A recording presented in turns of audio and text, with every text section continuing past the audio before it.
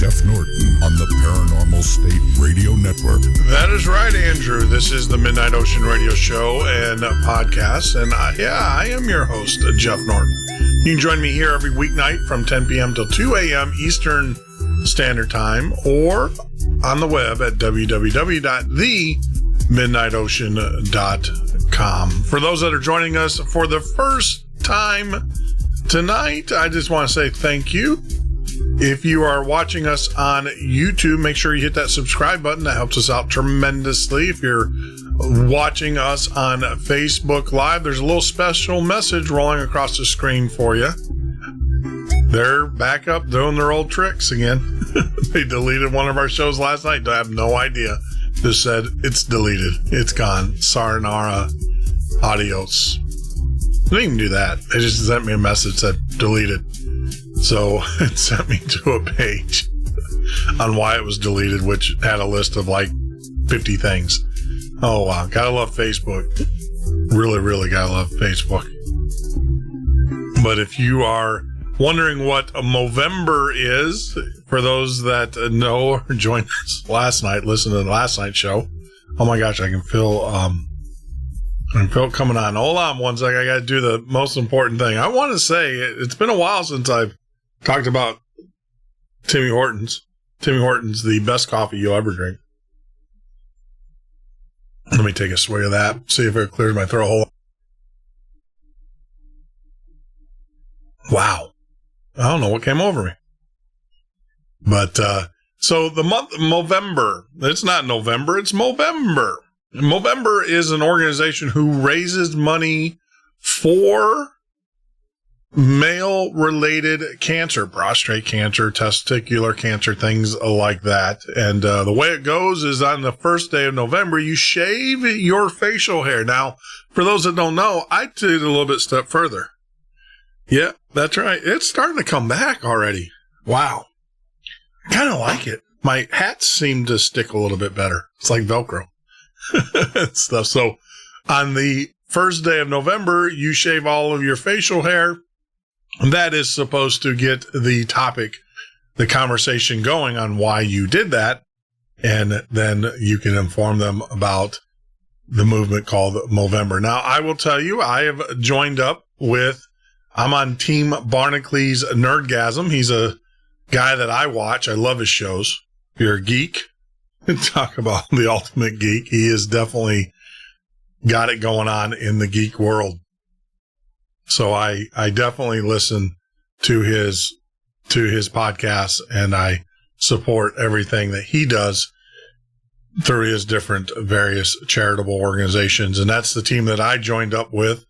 And that is the team that I want you to join up with. If you're interested in getting more information, go out to moteam.co/Barnacle-Lee's Nerdgasm. We have the link in the descriptions to make life a little bit easier for you guys, because I know Barnacle-Lee's is kind of hard to spell and it's actually spelled wrong, but that's a long story. So for those that are listening on the radio, the web address is moteam, TEAM.co. There's no M.co. That's moteam.co/Barnacle-Lee's, and that's spelled BARNACULES -,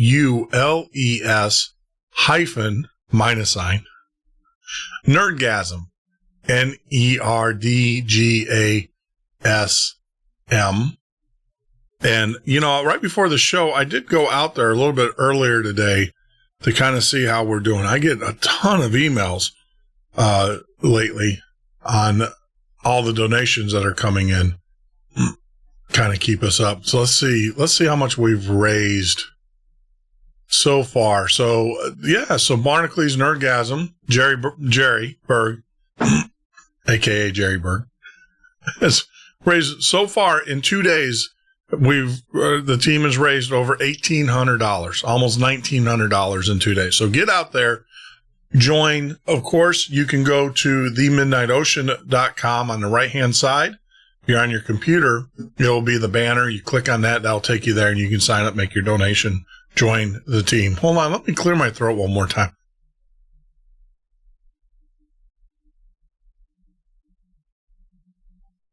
Wow. Yeah. I don't know what's going on there. Hopefully I'm not getting sick. But the other thing, so you can click on the link there. If you're browsing it through your mobile device, you'll have to scroll down past the listed shows, and you'll see it there. You'll see the mustache and everything. So great organization, and, get behind them. If you have a family member that has been affected, especially males, we get left out a lot of things, with breast cancer awareness and everything. And I'm not denouncing any of those programs. They're all great. But this one here is definitely for men, testicular and pain and prostate cancer. And if you have a family member that has died or is going through that, it's not a pleasant disease. Cancer in itself is just a horrible, horrible disease. And it just, we have friends, I have friends, family members who are going through it. And I'm telling you, it just rocks your world. And it's the worst way to go. Well, without further ado, let's get back into tonight's show. Now, tonight is one of those nights. I kind of left tonight as an open-ended night. And the reason being is because, well, I'll be honest with you. I'm a Cubs fan. I've always been a Cubs fan. And as you guys know, Cubs have finally made it to the World Series. They're up 5-1 in the bottom of the fifth. So I didn't know how tonight was going to go. And I knew that most of America is probably watching the baseball game anyways. So I didn't want to schedule a guest that would be unfair to that guest.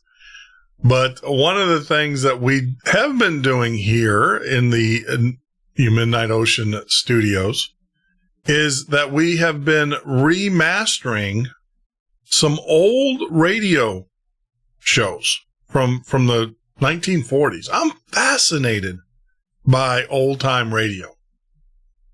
And I am so jealous, so envious of my family, my parents, because they grew up in the heyday of old-time radio.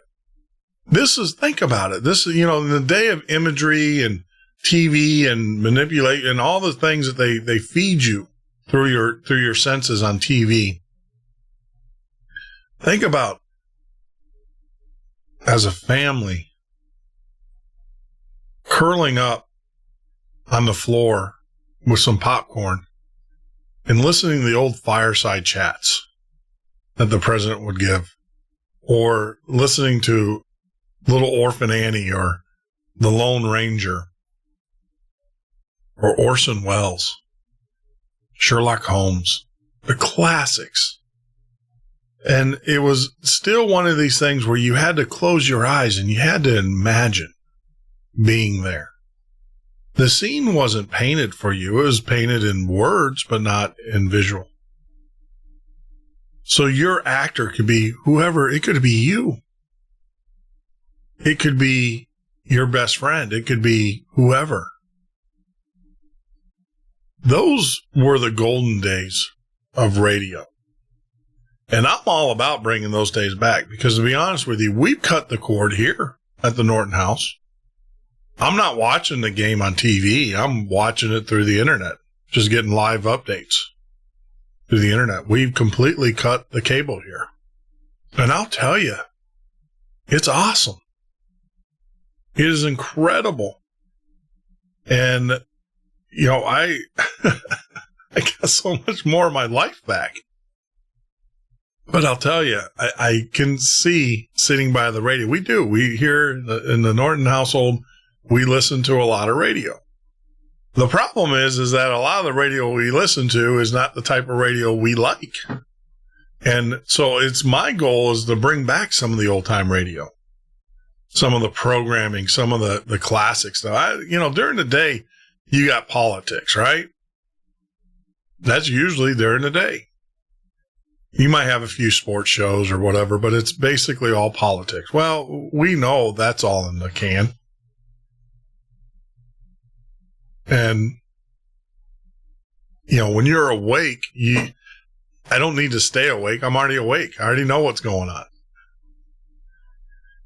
So there's some other programming that we're trying to bring back, and this is our effort to do that.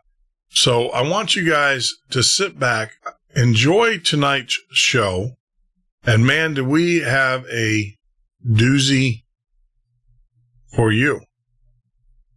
And first off, like I said, we found this gem of production that was done out of WKY in Oklahoma City. And it was written by Scott Bishop. Now, let me give you a little bit of background. So Dark Fantasy was an American radio supernatural thriller anthology series.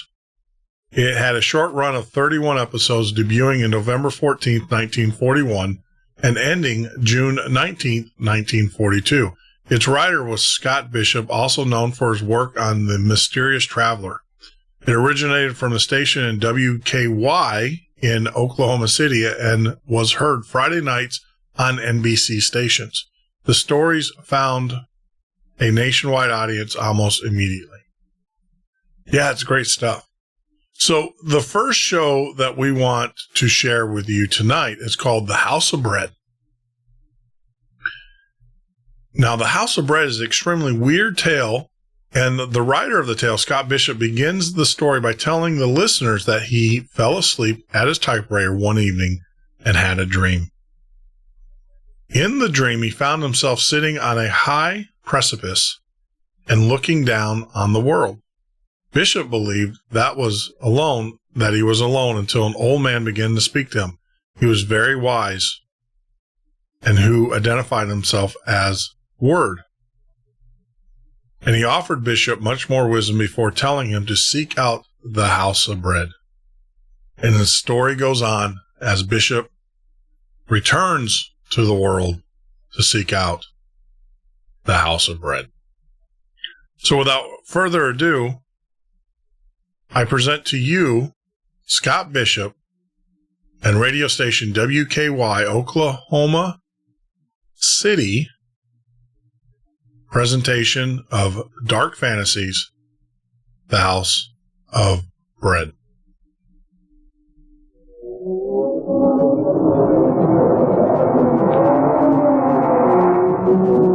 Dark Fantasy.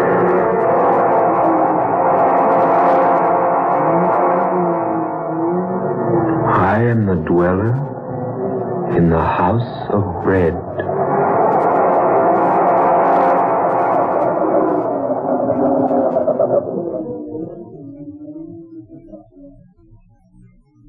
I'm Scott Bishop. I create fantasies for radio. I write weird stories for magazines. I write books on strange subjects. Authors who do these things sometimes attract odd happenings. I don't ask listeners to believe my stories. I do not expect you to believe what I'm going to tell you now. As I was sitting alone at my typewriter one evening, plotting in my mind an outline for a story, my room was quiet. There was a soft, spicy odor of incense being wafted in from some other portion of the house. An organ was playing softly somewhere in the distance. That was when I fell asleep. And in my dream, I found myself alone high on a precipice, the highest in all creation, where I could observe with a naked eye all the far-flung wonders of the universe, where I could overlook that common clay that mankind calls the earth. And as I watched high on that vantage point,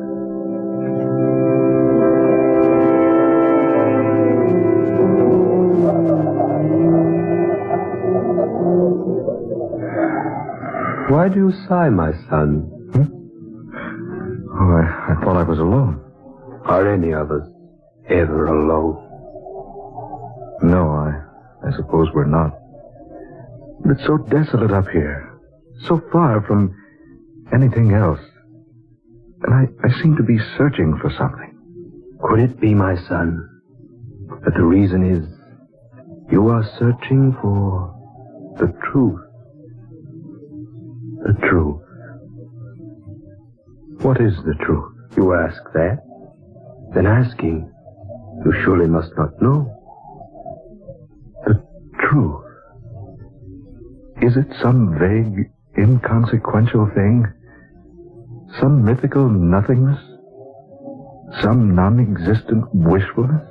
Truth, my son, is neither inconsequential, nor vague, nor mythical. If I could only believe that. You can believe it, if you will. Can one believe something he's never seen? Perhaps. You think me a cynic, don't you, sir? I haven't said I do. Nor have you denied it. My son, look upon me. What do you see? Why, a man. Like myself. A little older, perhaps. And perhaps wiser. I make no boast of any wisdom I might have. I am the way, and the truth, and the light. What was that? Merely words spoken by a man who was about to die. I know. The Bible. The Bible. The way, the truth, and the light. If I could only find them. You will find them, if you look far enough. Who are you? I am just a man. What's your name? It is a very common name. You'll find it in any city directory or telephone book. Then why do you conceal it? I don't conceal it. My name is Word. I can't agree that it's such a common name. Nor could you agree that it is unusual. No. Names are such temporary things. You can say to me, my name is Bishop, and there is no way for me to know whether you are good or evil, religious or atheistic, learned or ignorant, an emperor or a beggar. But you've told me more about yourself than just your name. Have I? But haven't you? Just a moment ago you reminded me that your greater age has made you wiser than I. Well? If you are so much wiser, perhaps you can tell me where to find what I seek. Where to find the truth? The truth. The light, peace, happiness, contentment. All those things man wants so eagerly, yet seldom finds in sufficiency. He only fails to find them, my son, because he is blind to them. Then they are real? They do exist? I have said that they do. And I beg of you to help me find them. I beg of you. That, my son, I cannot do. For it is given no one to help another find those things which you seek. You must search them out in your own way. You must exert your own efforts in discovering them. But can't you tell me anything? Anything at all? I would like nothing better than to disclose everything to you. But this much I can say. Yes? If you are sincere in wishing to find the truth, if you really desire to know the way of light and happiness and peace, if you would know the road to all these majestic things, then seek you the house of bread. Remember the house of bread. Seek you the house of bread. But wait. Wait, I say. Come back. Don't leave me now. Where is that house? Where will I find it? Where will I find the house? Tell me, O wise one. Where will I find the house of bread?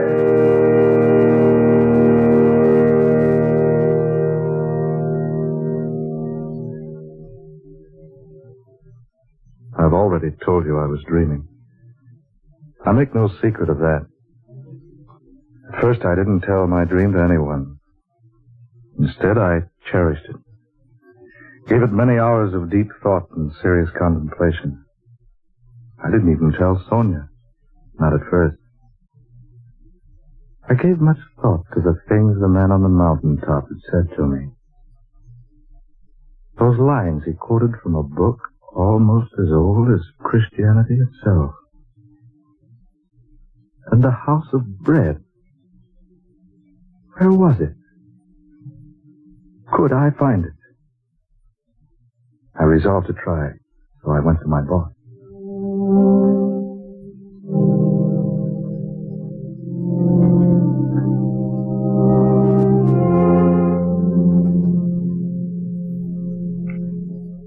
Are you trying to tell me, Bishop, that you're leaving? Regretfully, yes.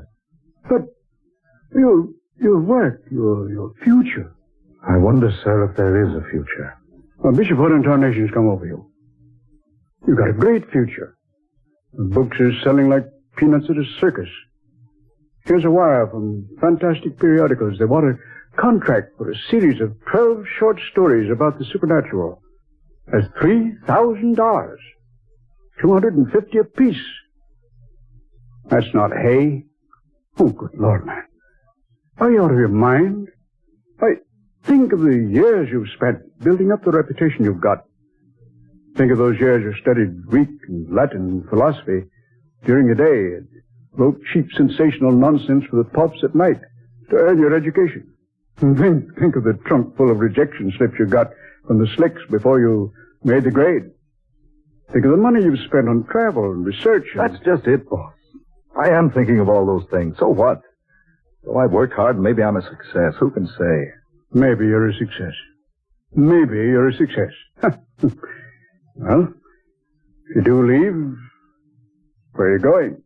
I'd be glad to answer that if I possibly could. You mean you won't tell me? I mean, I don't know. Bishop, I'll tell you what I'll do. You take a vacation. Yeah, that's it. A rest. A week. 10 days. 2 weeks. Take as much time as you like. And when you come back, you'll feel better. I don't think it's going to be that easy. Oh, Bishop, what in the name of heaven's come over you? Don't you think you at least owe me an explanation? Yes, I guess I do. I owe anyone an explanation is you. Well, some satisfaction in that, at least. Well, it's like this. It all happened about 3 weeks ago, out at my study. I had a story to write for the radio, the Egyptian mummy thing. While I was trying to come up with a reasonable plot, I drifted off to sleep.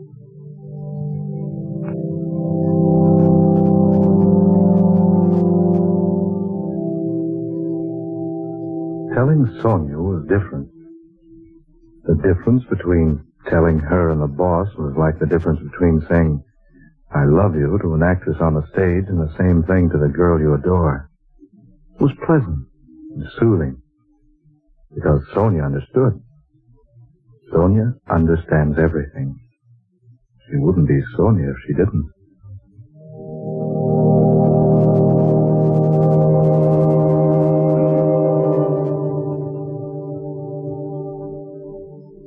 So that's the way it is, Sonia. Well, my darling, when are we leaving California? Scott, you look so strange. Didn't you think I'd want to go along? But, Sonia, you want to seek it too? What better thing could I do? Yes, I might have known you'd wish to go along. Do you mind so much? Mind? Well, no, of course not. But the journey may be a long one. I love long journeys. And a difficult one. I've always been used to difficulties. It may take us to far-off places. But I adore far-off places. And it may end only in disappointment. Haven't we shared many a disappointment, Scott? Yes, indeed we have. I can think of no one I'd rather make the journey with. Thank you, darling. When do we leave? Well, whenever the house trailer's been remodeled and the car cylinders have been ground. Where do we go first? I don't know for certain. It reminds me of Sir Galahad looking for the Holy Grail. Did he know where he was to begin his search? More or less, I suppose. Well, do you know where to start looking for the House of Bread? Darling, I haven't the slightest idea where to begin. Dearest, what do you suppose the man named Word meant by the House of Bread? Yeah, I've asked myself that time and time again. Surely not a real house. No, I think not. Sonia, that phrase symbolizes something. But what? Well, perhaps we shall find out someday.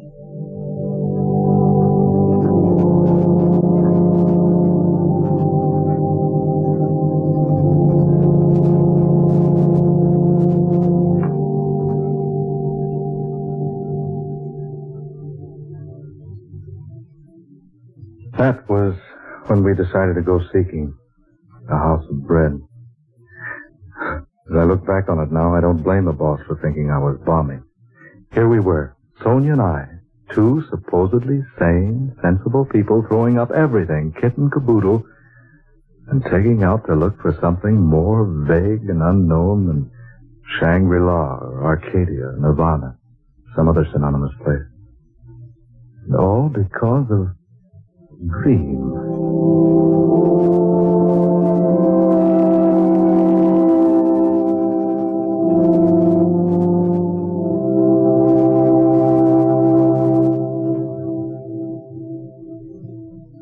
So we had the house trailer remodeled and the automobile repaired, and we drew our money from the banks and started out. It was the 21st day of May, my birthday, about 6 o'clock in the morning. I gathered up the morning newspapers on the way out of the house, breathed in some of the fragrant California atmosphere. Sonia wanted to stop at the used bookshop on Pacific Avenue, so we drove through the spacious Long Beach streets until we came to the place opposite the post office. Sonia bought 7 travel books and a back issue of a magazine that contained one of my better stories. She said she wanted to drive around Rainbow Pier once, so we did. Then we scooted over to L.A., picked up Highway 66, and drove to Las Vegas. We stayed in a tourist cabin at Boulder that night. Bright and early the next day, we drove over to the dam. As we began driving through the mountains out of the place, I noticed Sonia laboriously writing in a small but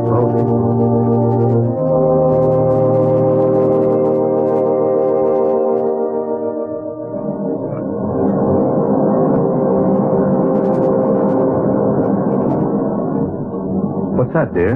A 5-year diary. I thought we should log our trip. Perhaps we'll assemble enough material for you to write another book. We log our trip, my sweet. You'll have to do it. Me, I couldn't write an IOU with a pencil. Oh, I've already started to keep it, Scott. Here, listen. May 21st. We left Long Beach at 7 a.m. and were out of Los Angeles by 10:30. The trip across the desert was uneventful, but quite pleasant, and we arrived at Las Vegas, Nevada, around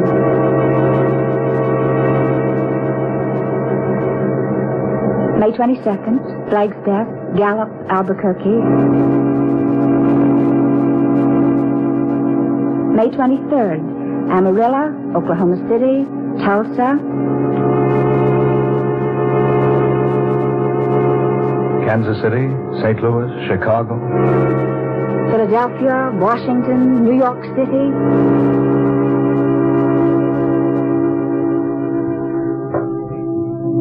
May 30th. We sailed today from Pier 17 for London aboard the SS America. As we stood at the ship's rail together, Sonia and I, we wondered just why we decided to leave the good old United States behind. Did something tell us our goal was far beyond the sea?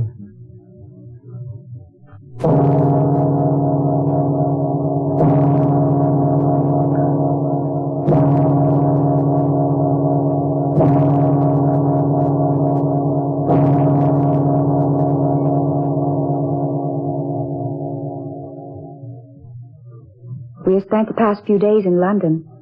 It is now June 27th. We have seen the River Thames, London Bridge, Trafalgar Square, Downing Street, Westminster Abbey, Buckingham Palace, Piccadilly Circus, and many other points of interest. We were especially attracted by a place called the Light of the World.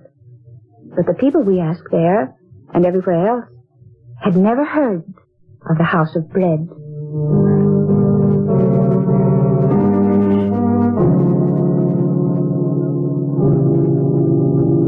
July 16th. We're about to leave Paris for Madrid. Sonia and I sought diligently in this city of pleasure for the place the man called Word named to me. We searched everywhere.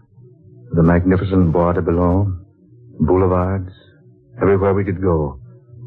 We did Eiffel Tower and the Louvre and Cardinal Richelieu's Palais Royal, the Cathedral of Notre Dame, Grand Opera House, the Arc of Triumph. Then we were attracted to the Place de la Concorde, which is called the Place of Peace. And we thrilled for a moment because we thought our search was ended. But when we asked about the House of Bread, folks only laughed at us.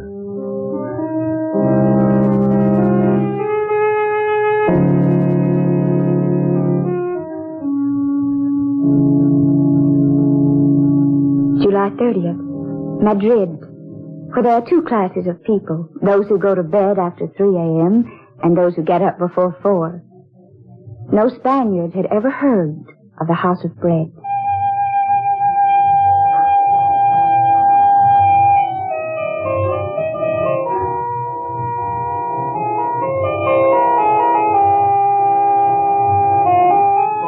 Morocco, August 20th. Mingling with the Moors and Arabs, wandering up narrow, crooked, dirty streets, through shabby buildings and unkept markets, all with a general aspect of dilapidation and extreme neglect.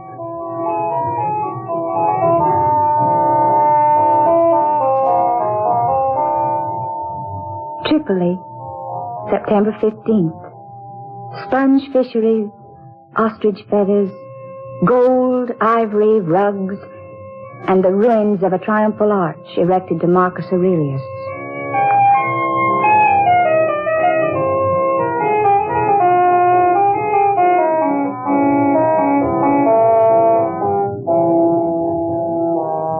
Cairo, Egyptians, Arabs, Nubians, and Turks in a city of mosques, high stone houses, barred windows, stately turrets and domes, rising above the surrounding dirt and squalor, and the temple where tradition has it that God talked with Moses. No encouragement here either. The house the man Word spoke of is unknown. It is late October.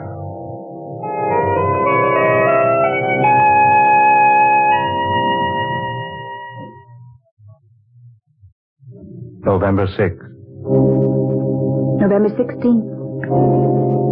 November 26th. December 5th. December 15th. December 25th. Jerusalem. The hill of Calvary, not far from the city gates, where once a humble man bearing a cross of misunderstanding and hate, far heavier than mere beams of wood, drank the last drop in the cup of human bitterness. The city of God. City of David, Solomon, Cyrus, the Persian king. Nebuchadnezzar, the Babylonian, Alexander the Great, Constantine the Great, Pontius Pilate.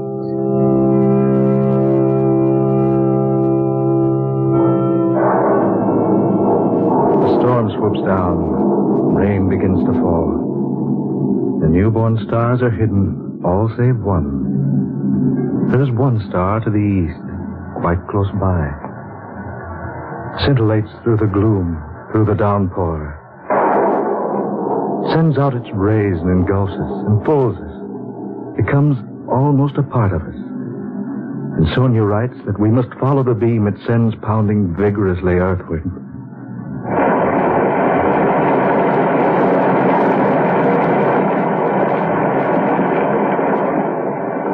Sonia, let's go back. Or at least find shelter. Scott, you're tired. We've tried to find shelter. Strange, the lodgings are completely filled. Then we'd best go back to Jerusalem instead of wandering about here in the darkness. Here. There's some sort of a shelter here, Scott. Let's step inside a moment, shall we? All right, dear. There seems to be a light in here. Yes. And there's someone here beside us. Scott, look. I bid you welcome, good people. We beg your pardon. We thought this place was unoccupied. No, do not go. You are welcome here. I say, haven't we met before? I believe we have. Yes, we have. Now I remember. You're the one in my dream. Your name is Word. In the beginning was the Word, and the Word was with God, and the Word was God. The way and the truth and the light. I am come, a light into the world, that whosoever believeth in me shall not abide in darkness. The way and the truth and the light.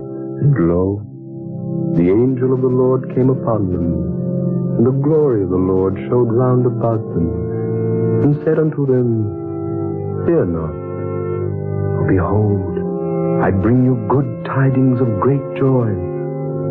For to you is born this day a Savior, which is Christ the Lord. Be not afraid. Have you not been told, Seek ye the Lord, and he will not be scornful unto thee?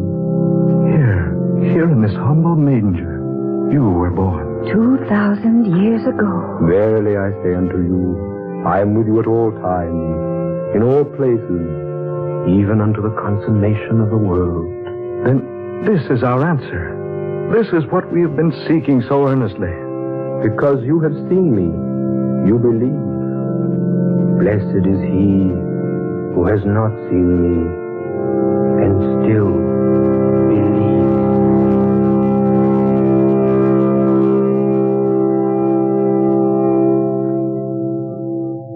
And that is my story. We awoke the next morning feeling more refreshed than we'd felt in all time. The sun was bright, the rain had gone. What was the significance of the house of bread? We didn't learn that until later when I consulted the Britannica. I quote as it is written word for word. Bethlehem, a small town in Palestine, situated on a limestone ridge, 5 miles south of Jerusalem, a city called by the Hebrews the House of Bread. This is the National Broadcasting Company. There you go. The House of Bread by... Wow. Why does it always do this to me? This is the most bizarre thing I've ever seen in my life. It is still playing. I don't know if you guys can hear that in the studio. Let me disconnect that speaker. I have no idea. That speaker is actually not turned on, and yet it is still playing.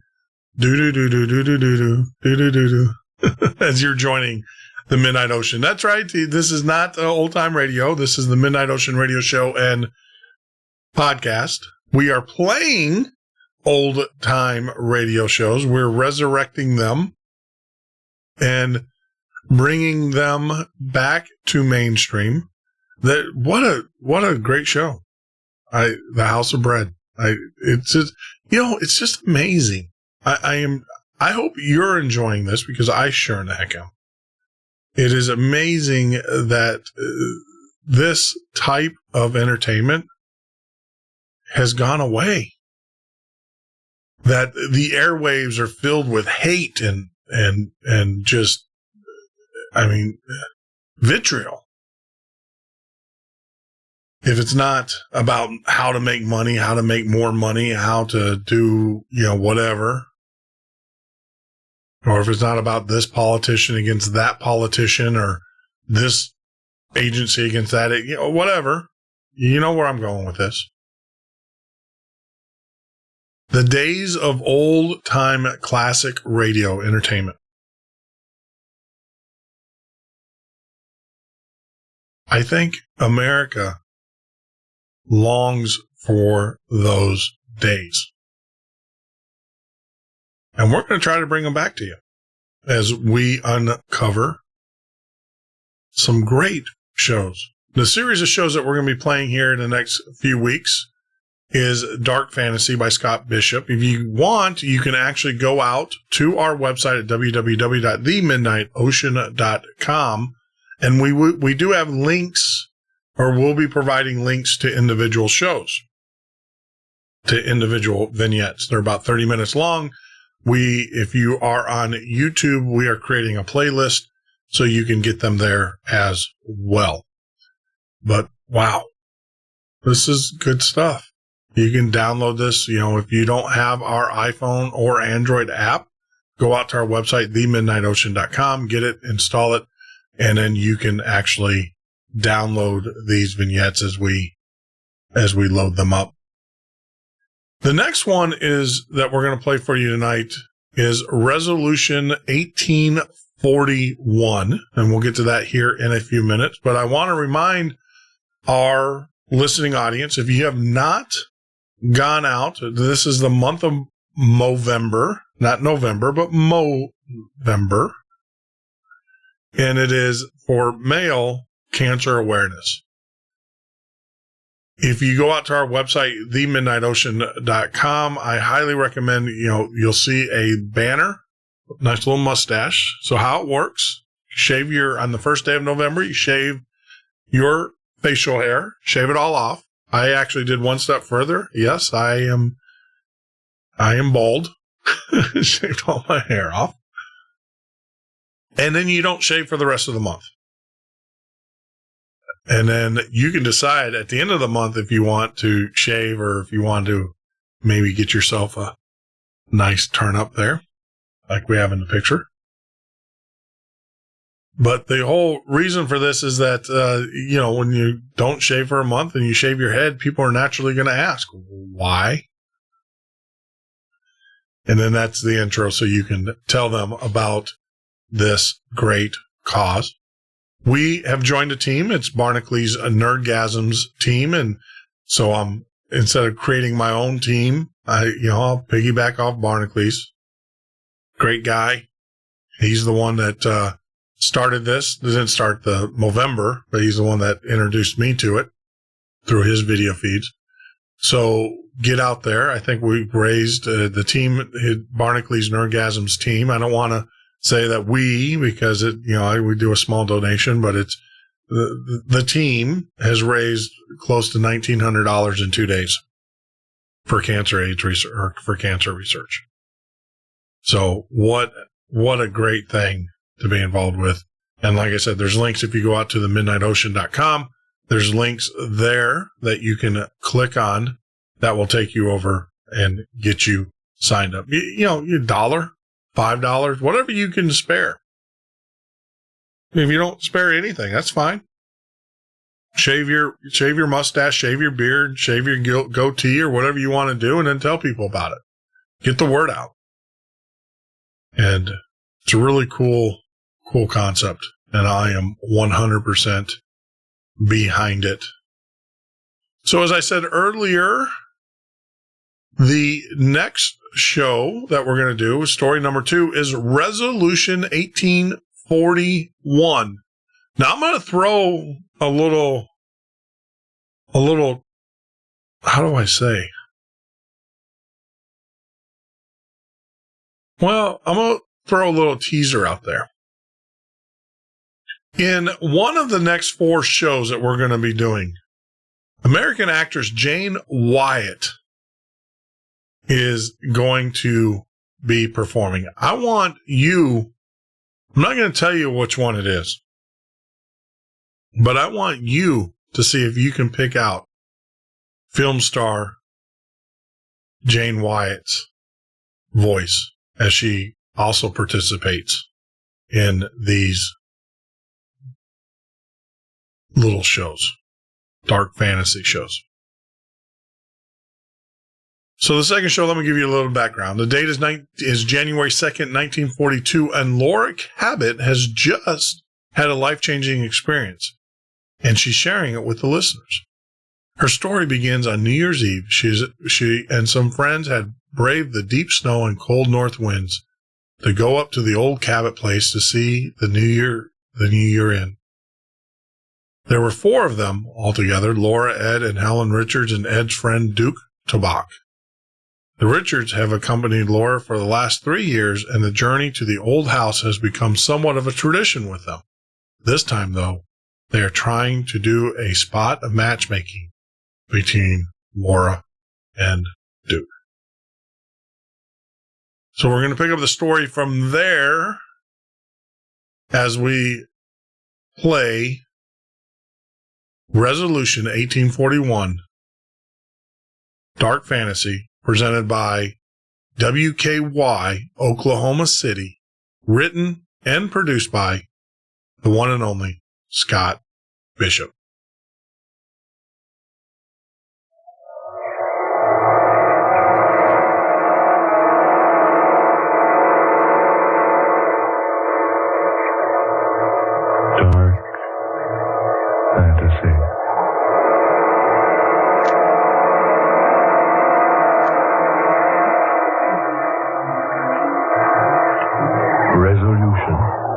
1841.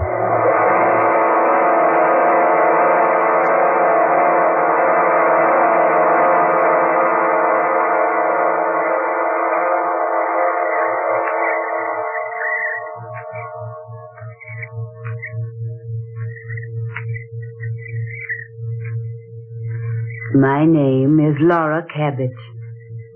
It is January 2nd, 1942, the second day of a new year. As I speak these words, even I myself can't believe that what has happened is true. It began only a few short hours ago, less than 48 to be exact, and yet it has changed everything for me, even life itself. I must tell someone, and so I'm telling you. It all began night before last, New Year's Eve. A number of us had braved the deep snow and cold north wind to go out to the old Cabot place, north of Quincy, to see the new year in. There were 4 of us, Ed and Helen Richards, who had just been married a year, and a business friend of Ed's named Duke Toback. We had to leave Ed's car down at the road and walk up the narrow, unused lane leading to the big house.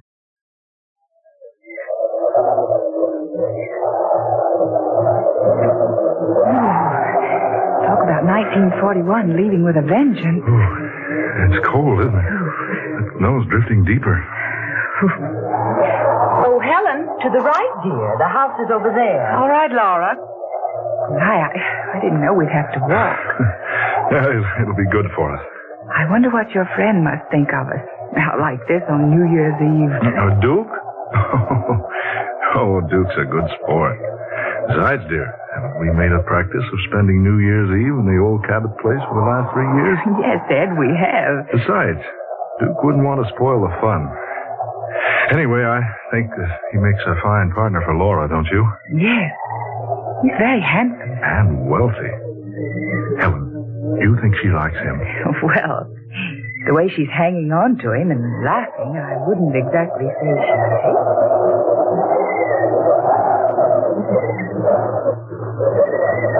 Oh, Mr. Toback, you certainly must think that we're idiots. I wish you'd call me Duke. I've been calling you Laura all evening. Well, I guess it's because I'm so fascinated by your last name that I used it. Tell me, how do you spell it? Just like it sounds. T-O-B-A-C. Duke. Yes, Laura? Spell your last name backwards. Toback, spelled backwards, is Cabot, my name. I say, you're right. Well, that's the most unusual thing I've ever heard of. Well, I'm an unusual person. Are you? Don't you think so, Laura?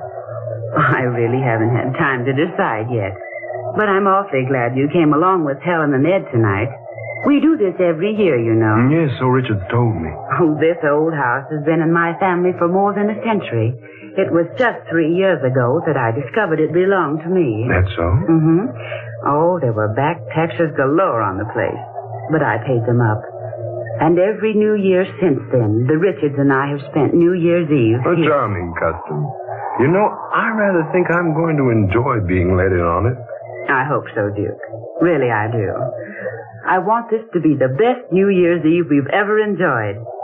Helen, you and Ed wait up, or you'll have to stand at the door till we catch up with you. All right. Duke, what's wrong? Laura, wait. What is it?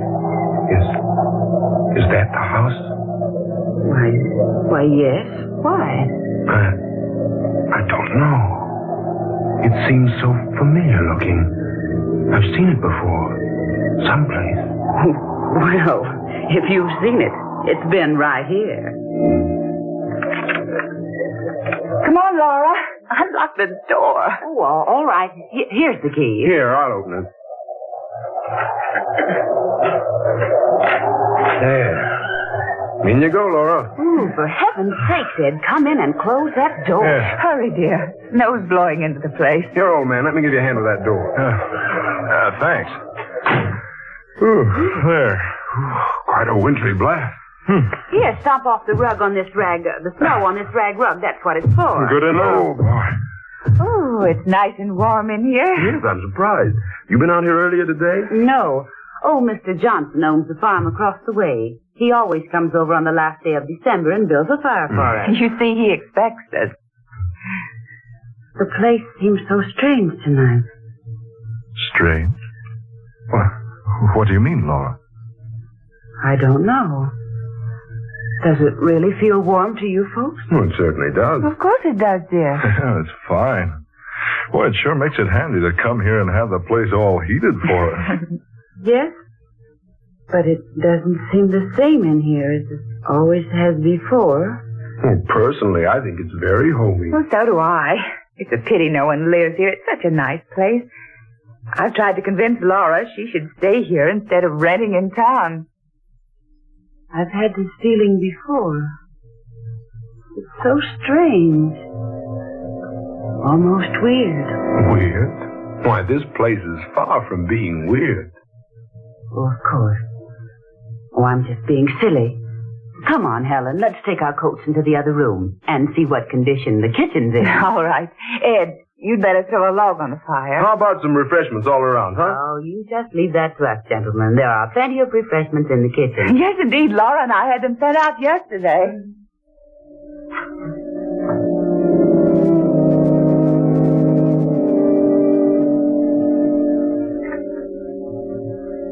Smoke, Duke? Oh, thanks.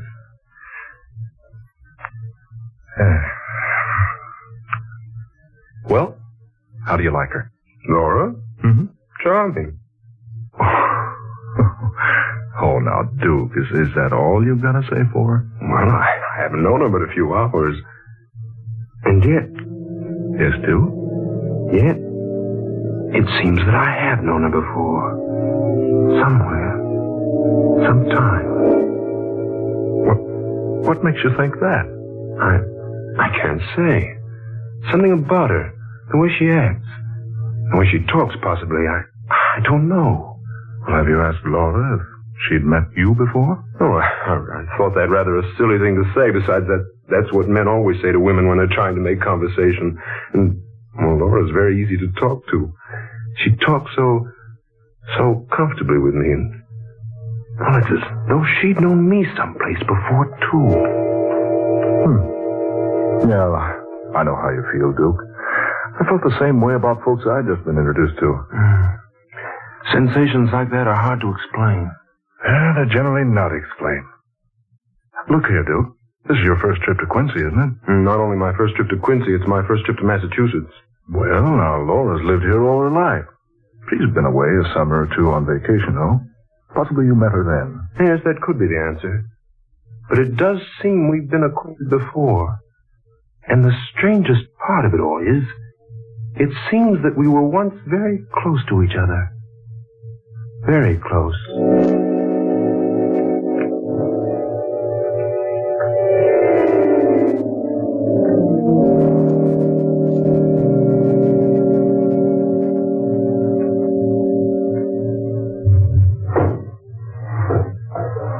Oh, Helen, will you juice these oranges for me, please? How many?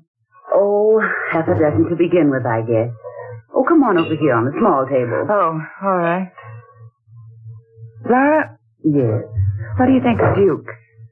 Oh, I don't know. Give me a little more time. He seems to be attracted to you. Does he? Does he indeed? I caught him 3 times staring at you like, well, with a sort of fascination. Like he couldn't get used to you. Well, perhaps you're right. Maybe he can't get used to me. No, I didn't mean that way. I mean, well, he stared at you like he was trying to remember something. Yes, I noticed that. And I caught you staring the same way at him. Yes. What is it, Laura? I don't know. You like him all right, don't you? That's just it. I feel that Suddenly I like him too much. Oh, now, you needn't fall in love with him right off the handle. Oh, no, it isn't that. It's a different kind of a feeling. An affection, but not the kind a woman has for a man. It's different from that. I don't understand what you mean, Laura. I wonder if I understand what I mean myself. It's something that seems to draw me very close to him. Oh, love at first sight. I've always believed in it. No, not that. Something else. Something different. Something greater. He hasn't made love to you already, has he? Helen, will you please stop talking about love? Love has nothing to do with it. Laura, you need a lift. Come on, let me fix you one. No, not now. You know, Helen, I'm positive I've never met Duke Toback before. And yet it seems that I did know him once a long, long time ago. Well, it couldn't be very long ago. You're only 23. No, I mean, farther back than that, even. Hey, wait a minute. His name. It's so strange. Toback. It's so very strange.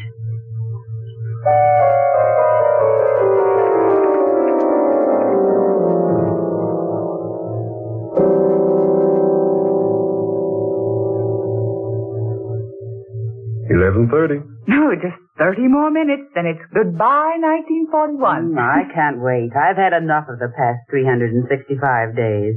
I want a brand new year to start out everything with a clean slate. Now you're talking, Laura. Here's to 1942. Yes, here's to the new year. Well, hey, I'm in on that. May all our troubles disappear like bubbles of champagne. Especially as quickly as the bubbles in any champagne that might be left around our place.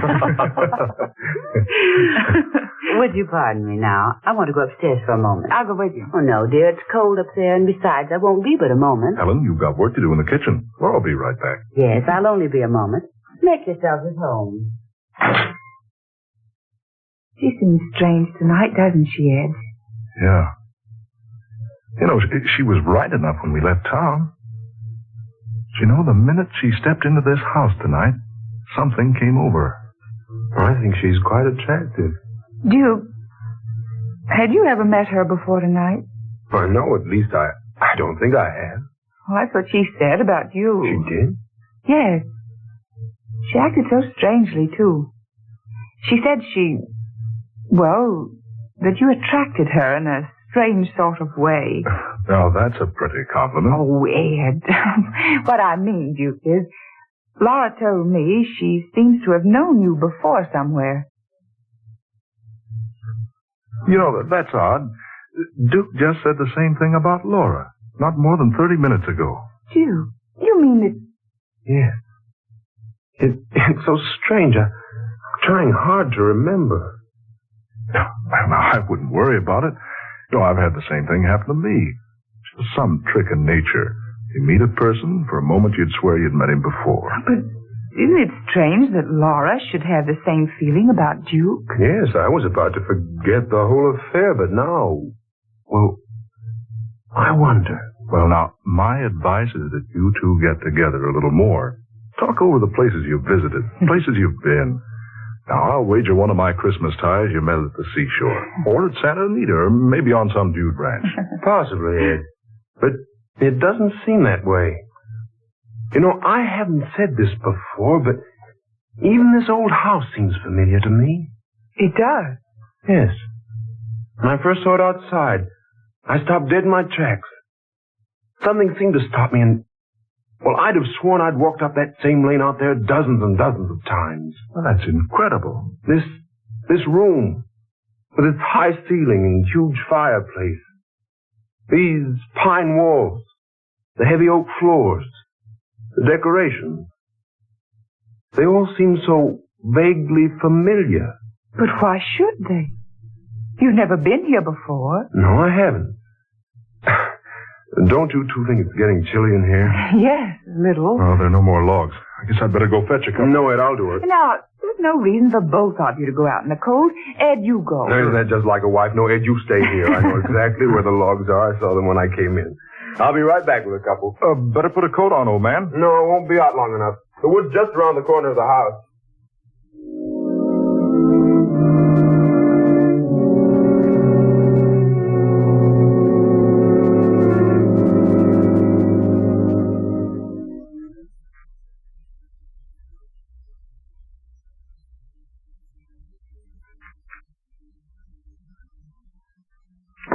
Oh, Laura, I didn't see you come back. Oh, he's gone to get some logs for the fire. Insisted on going alone. Laura, what a beautiful dress. Hey, those aren't the clothes you wore out here. Wherever did you find such a quaint outfit, darling? It's a dress my mother used to treasure. It's been in my family for almost a century. Oh, it's beautiful. I thought it would be fun to put it on tonight. I found it upstairs in an old trunk. Just wait until Duke sees you in that dress. Maybe that'll help him remember where he knew you before. He thinks he's known me before. And Helen says you feel that you've met him before, too. Well, yes, I do feel that way, but... Oh, I don't know what to think. I'm so upset tonight. Laura, what is wrong tonight? Ed and I've both noticed it. Yeah, what's wrong, Laura? Oh, I didn't want to mention it, but... There, something is wrong. Well, can we help you? No, I couldn't ask you to. Well, you two know how very fond I've grown of this old house and the property. Yeah. You certainly spent a lot of money putting it into shape. I still don't see why you don't live here. Oh, it's the memories and more than anything. And the fact that my grandmother and her grandmother and hers lived here for so many years. Oh, Laura, you don't mean you're going to lose the place? I'm afraid so. Oh. You see, it's heavily mortgaged. I'm in debt more than $3,000. I can't meet that debt. Well, that's a little more money than we've got right now. Yes, quite a bit more. Oh, what's that? Duke. Oh, Ed, see what's wrong. For heaven's sake, don't just stand there. Hurry.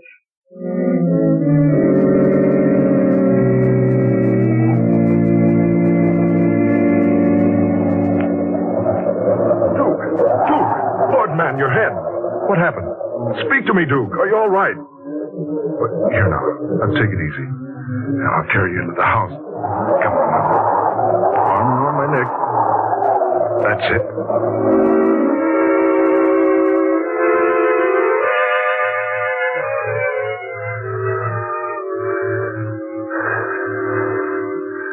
Is he all right, do you think? Yeah. There's quite a pile of wood out there. Picked up a piece near the bottom, and the lot slid down on him. Just knocked him out, that's all. Oh, he looks so pale. Here, loosen his collar. There. You better take his tie. That's it. Oh. Duke? Oh. Duke? Are you all right? Feeling better now, old man? What? Is something wrong? You had an accident, Duke. Do you feel all right now? Lauren. Yes, Duke? Lauren. Why'd you call me that, Lauren? Who are these people? Duke, why, you'll be all right. Who are these people? Why am I lying here? Where's your mother, Lauren? You'll be all right now. Just lie still. Why do you speak like that? Why do you look at me like that, daughter? Daughter? But what's the trouble here? Suddenly you're so strange. It's you who are strange. What? You call your father strange? You call me, Jeremiah Cabot, strange? Jeremiah Cabot? Of course, Jeremiah Cabot. Don't tell me I have to remind you who I am. But Jeremiah Cabot was my mother's great-great-grandfather. Duke, for heaven's sake, What's the matter with you? This is so strange. I'm afraid I don't know your friends, Laura, and you, young lady, or you, sir. Oh, now do cut the kidding. Just a moment, Ed. I think I'm beginning to understand. Oh. For a moment, child, I thought you were my daughter. Now I know the truth. Yes, that must be it. What, Laura? What on earth? Just a moment, Helen. Jeremiah Cabot. He built this house. His daughter was named Laurelyn. The name has been in the family for a century. Laurelyn. She looked so much like you. I still don't get this. Ed, wait, I think I can explain, at least partially. There's an old legend in our family that one New Year's Eve, Jeremiah Cabot was asked by his family to join them in making New Year's resolutions. In the spirit of jest, Jeremiah resolved one thing: to return to this earth 100 years from the night he made the resolution. That's it. Yes, of course, the resolution. The brick in the fireplace. The brick. What does he mean? I remember now. Here, I'll show you. This brick.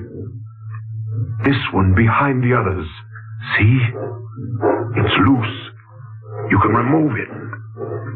But what are you trying to tell us? Here. You see? A hiding place behind the brick. This is where the papers are hidden. And the money. Will somebody please tell me what's going on around here? Ed, that's real money. $10,000. You see? It has been hidden here for years. And here, pictures. And the original deed to the Cabot property. What? This is most amazing. And this is what I was looking for. Here, Laurelyn, read this. Go ahead, child. Read it. What did it say, Laura? Do you want me to read it? No. Just a moment. It's quite faded. The ink is almost gone. It says, I, Jeremiah Cabot,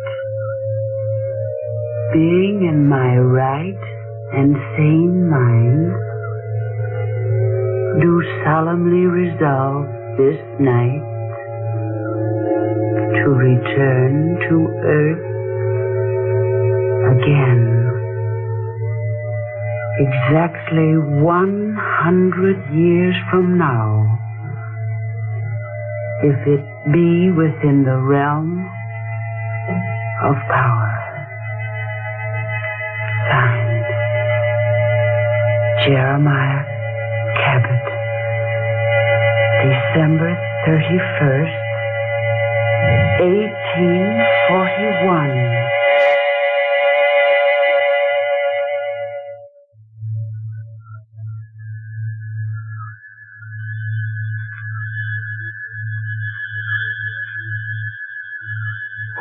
What happened? Is something wrong? What am I doing here? Oh, my head. Duke. Why are you all looking at me like that? Oh, I remember now, the logs. Cold in here. Duke, where are you going? No, Ed, you stay here. I know exactly where the logs are. Saw them when we came in. I'll be right back.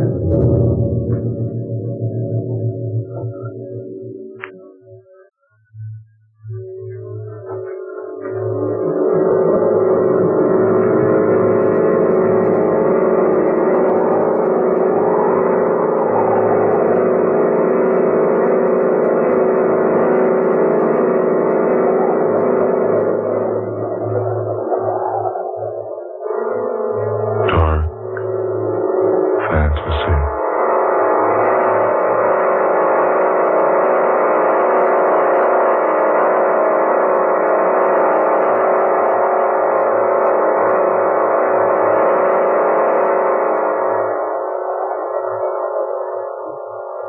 Resolution 1841. Tonight's tale of dark fantasy, written by Scott Bishop. Charles Carshon played Duke Toback. Manny Jo Curtis was Laura Cabot. Eleanor Naylor Corrin was Helen Richards. And Ben Morris played Ed Richards. Next Friday night at this same time, the National Broadcasting Company will bring you the 8th in this series of stories of the supernatural and the unusual, created for you by Scott Bishop. Listen for the weird and haunting The Curse of the Neanderthal, the story of a grave 40,000 years old, and the awesome secret that it contained. That's right. That was the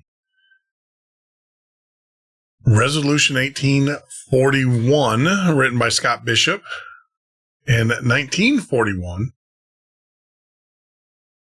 the series Dark Fantasies started in November 14th, 1941. How amazing is that? It's kind of weird, to be honest with you, that we're resurrecting this about the same time that the series started.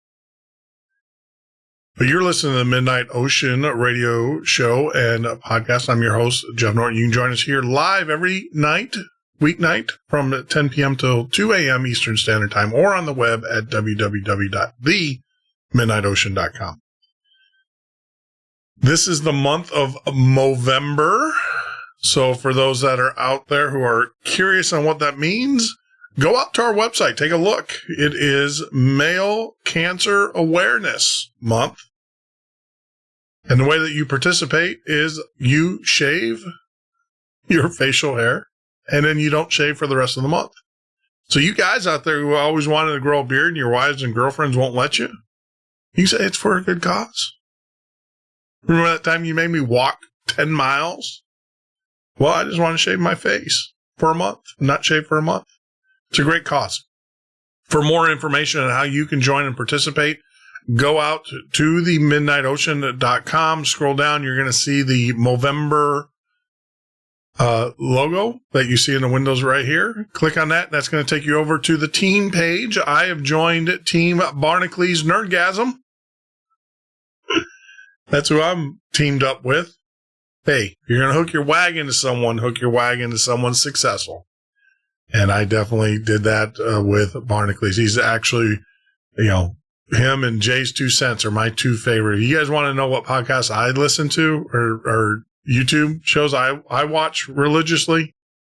It is Jay's 2 Cents and Barnacles Nerdgasm. Yeah, it's you got to put your geek hat on, but it's pretty funny. And thoroughly enjoy the shows that they produce, the content that they put out there, and just the vast amount of knowledge that they put out there in the technology community. But I will have to tell you, it's probably, as my good friend James would say, it is basement dweller stuff. It is geek stuff. There's no doubt about it that it is definitely geek stuff. So moving right along with tonight's show, the next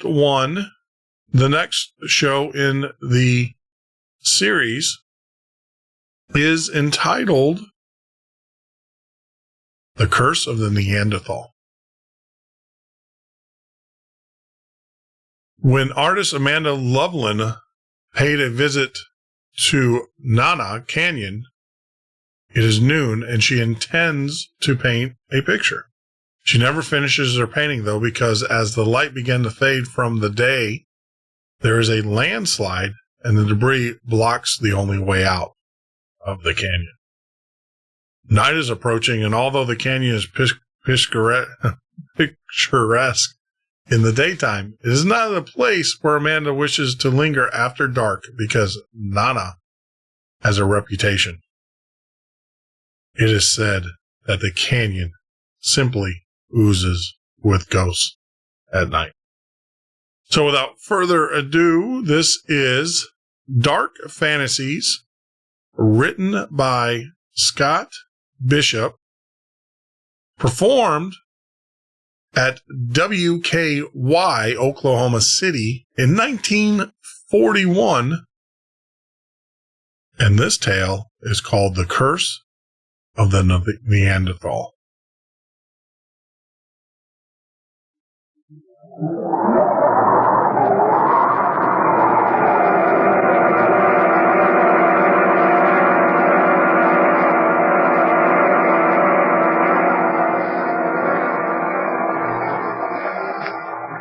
Dark fantasy.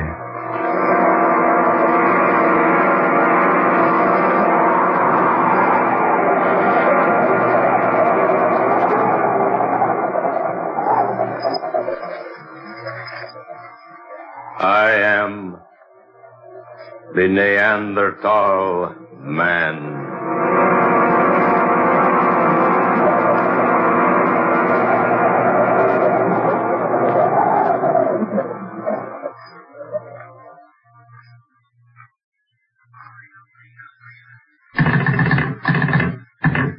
Operator? Are you there, operator? She's probably gone out for a spot of tea. Or a date with one of the music hall boys. You people be quiet. Isn't she pretty when she's excited, Hayes? Oh, quiet. Operator. Operator. Why would anyone be so anxious to call one's sister anyway? I can't for the life of me imagine. Will you two please go take a walk or something? Operator, are you there? You could write your sister a letter, you know, instead of trying to call her long distance. I'd probably get in touch with her sooner. Are you there, operator? Oh, I had her on the line just a moment ago. Now, if it were her young man she were calling, I'd know why she's so very anxious. I say, old man, it so happens I am the lady's young man. Oh. Well, I'll have nothing to do with either of you if you don't stop teasing me. My dear girl, you really want to get that call through to your sister? Oh, no, I'm just standing here jiggling this receiver for the exercise. Ajax says it's good for the arm muscles. Operator, will you please answer? Here, old girl, let me have a try. Reggie, go away. Don't bother me. Permit me, milady, to assist you. No, Reggie. One side now, one side. Reggie, this call's important. Just why I'm so anxious to help you. Now, look here, operator. We've been trying... Huh? What's that? Oh, operator. Yes, into a telephone transmitter, but if... I say now, look here, my girl, if you want... Give me that receiver. But, Mandy... Are you there, operator? Yes, I wish to place a call. We were disconnected. This is Amanda Loveland. Yes, at Lookout Point. That's right, the artist colony. I wish to speak to Miss Grace Loveland, number 12, Garrett Street, London. Yes, that's right. How soon can you get through to London, please? Very well. Will you call me back? Thank you. There, you see? The damsels always come running when a gentleman calls. Oh, Reggie, save your humor for some other time, will you? I say, something wrong, old girl? I don't know. Why do you use that tone, darling? Well, look here, Amanda. Nothing wrong with your sister, is there? No, it's not that. But something's wrong. You can tell by the way you've been acting. Yes, you were certainly never in such a hurry to call Grace before. I'm anxious to know where she was today. Where she was? Yes. She was supposed to be attending a tea party in London, but... Well, I've reason to think she wasn't there. Well, so suppose she wasn't. Why should that upset you? Perhaps if I tell you, you'll understand. Yes. Something's wrong. I certainly want to know about it. Yes, Amanda, by all means, tell us what's troubling you. Yes. Yes, I must tell somebody. Reggie, will you please close the door? Why, certainly, darling. Now, Amanda, sit here. No, I'd rather not sit down. Say, you are upset. Yes. I had the strangest experience this afternoon. You did? Where? In Nanor Canyon. So that's where you were today. No wonder we couldn't find you. Reggie and I wanted you to go up to the falls with us. I went into the canyon to paint. We gathered you were off somewhere working. I noticed your equipment wasn't around any place. You've been there, haven't you, in the canyon? Oh, not I. I've been planning to go there, though. Oh, I've been. A couple of times. Why didn't you tell me you were going into Nanor? Why, go along. There's only one way into the canyon from this end, you know. Yes, near Flagstone Point. It's 12 miles to the other end. Well, I arrived at Flagstone Point about noon. So I climbed down the path and picked out a shady spot in the canyon to eat the lunch I'd taken along. Yes? After that, I looked around a while and then picked out a scene near the entrance to the canyon. To paint? Of course, to paint haze. Oh, sorry. Go ahead, dear. It was a perfect scene. The light was just right, so I spent most of the afternoon there until the light began to fade. Did you finish the sketching? Yes. Filled in a great deal of the color.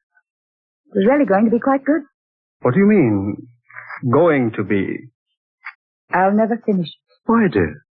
Because I never want to go back there again. Well, what on earth happened? Oh, why doesn't that operator get that call through to London? Amanda, tell us what happened in the canyon. Yes, for heaven's sake, the suspense. What happened was like a nightmare. Darling. Yes, like a nightmare. Just as I was getting ready to pack up my things, I heard a noise behind me. A low, rumbling noise. And when I looked around, I saw that a side of the canyon was caving in. My word, landslide? Yes. The whole side of the canyon was falling away, making a terrific noise about it. Left a sheer vertical cliff there. It had been sloping before. Yes? Right where the only path down into the canyon had been. You mean you were trapped there in a canyon? I certainly was. With night coming on. And you know the stories they tell around here about Nanor Canyon. Yes, they say the place is simply oozing with ghosts at night. Oh. No, really, Reggie. The place does have a reputation. Oh, I've heard the stories, but you don't want to believe everything you hear, you know. Well, how on earth did you get out of the canyon, Amanda? I had a beastly time of it. Did you get out before dark? I certainly did not. As soon as I saw that the path was cut off from the land side, I started walking along the side of the canyon, trying to find a way out. But there are no others. Didn't I find that out? I walked and walked, and all the time it was growing darker and darker, and finally the sun went down, and a ghostly gloom settled over the canyon. I began to walk faster, but I couldn't find any place that looked like the way out.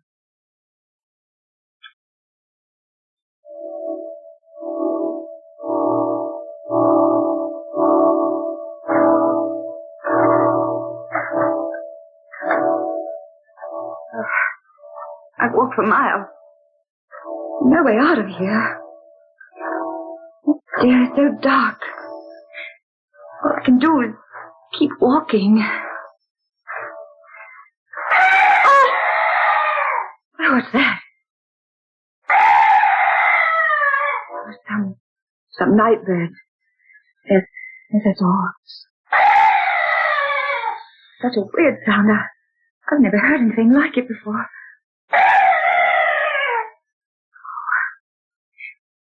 Kevin, it's gone. That's strange. That bird was the only noise I've heard in this place. No other night noises at all. Good heaven! What's that up there? Light.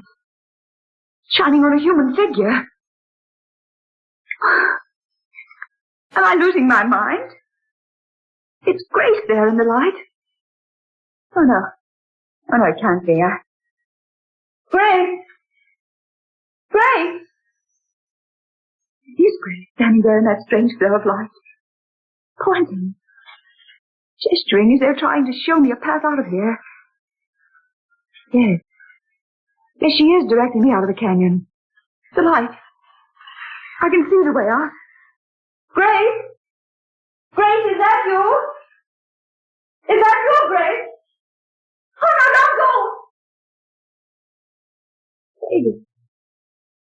The light's fading away. She's gone. There's still that strange light shining on the way out this awful.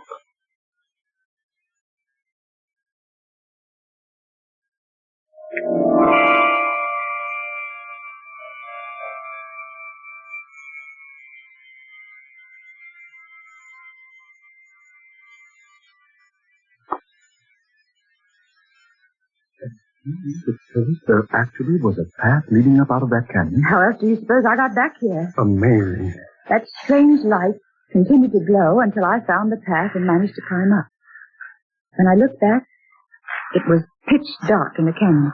Amanda, are you certain you didn't dream all of that? Oh, for heaven's sakes, Reg. No, I don't think it was a dream. Well, what makes you say that? Oh, well, it must be London. Are you there? Yes? Yes, this is Amanda Loveland. Yes, ready for my call to London, thank you. Oh, you there, Grace? Oh, darling, this is Amanda. Oh, fine, thank you. Darling, have you been in London all day? Oh. Oh, no, nothing's wrong. Oh, no, don't worry, dear. Everything's all right. Yes. I may be coming to London soon. All right, darling. Take care of yourself. Goodbye, dear. Grace has been in London all day. Surely. There in the canyon in that strange light, I saw her as plainly as I see you now. But the voice wasn't her. And how are we going to account for what happened? There is only one way to account for it. You mean... Hey, you think you know what happened to me? I think so. You was guided out of that canyon by a swarf. A what? A swarf. It's a name commonly applied to a supernatural spirit with the power of impersonating some earthly being. Impersonating, you say? Yes, there's no explanation. Except that swarfs have often been seen in these parts. Now, this particular spirit took the earthly shape of your sister and helped you find a way out of your temporary prison. No, I don't believe such things happen, Hayes. Well, you'd certainly believe it if you'd experienced it like I did. Yes, Reggie, you're wrong. Those things do happen. Swarfs do appear in this vicinity. But that's weird. Well, it certainly is. See one's sister appear in a place in the darkness and speak in a voice, and then to learn she was actually hundreds of miles away at the time. Amanda, is this the landscape you were doing? Oh, yes. Mind if I have removed the cover and have a look? Oh, no, go right ahead. Just as I left off, I was packing up. Here, Hayes. You better let me give you a hand. If you spoil one of Amanda's paints, I say, look, Amanda. Have you seen this since you left the canyon? No. No, I told you I haven't. Look at it. There in the right-hand corner. A strange, monstrous-looking creature. Lurking in the shadows. Amanda, were you conscious of the fact you were painting that fantastic creature into the picture? No. No, I wasn't. I hadn't even noticed it. That's very strange. Yes. Isn't it? If your perspective is correct, Amanda, that creature is about 8 feet tall. A huge, fiendish thing. But how did it ever become a part of my painting? Yes. How? Well, we'll find out. What do you mean, Hayes? We'll go down into the canyon and have a look. Oh, no, not me. Oh, I mean tomorrow, of course. When it's daylight.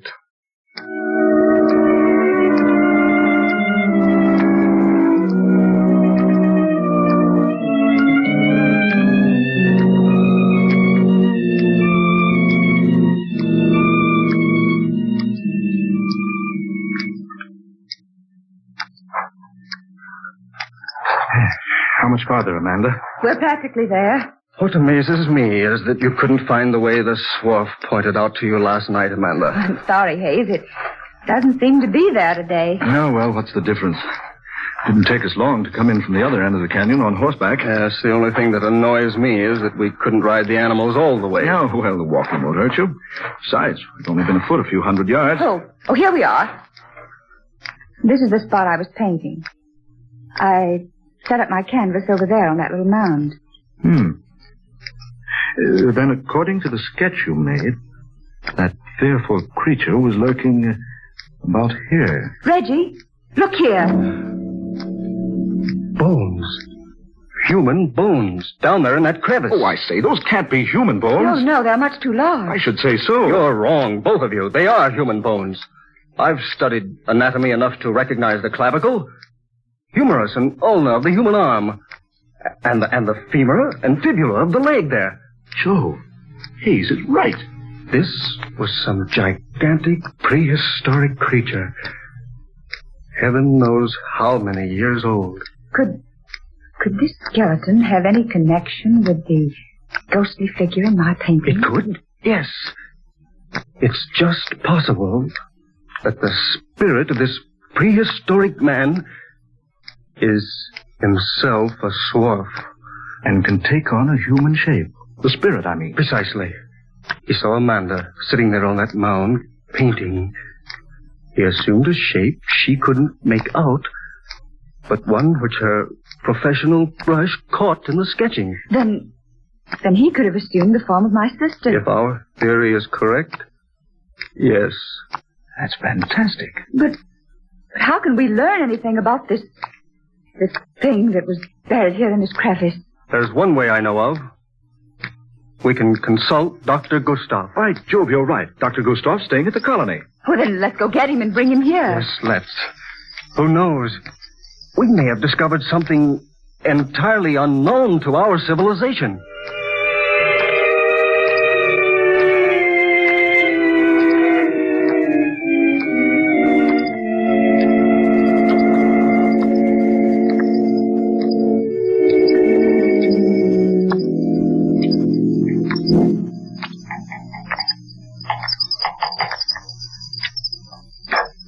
Well, Dr. Gustav?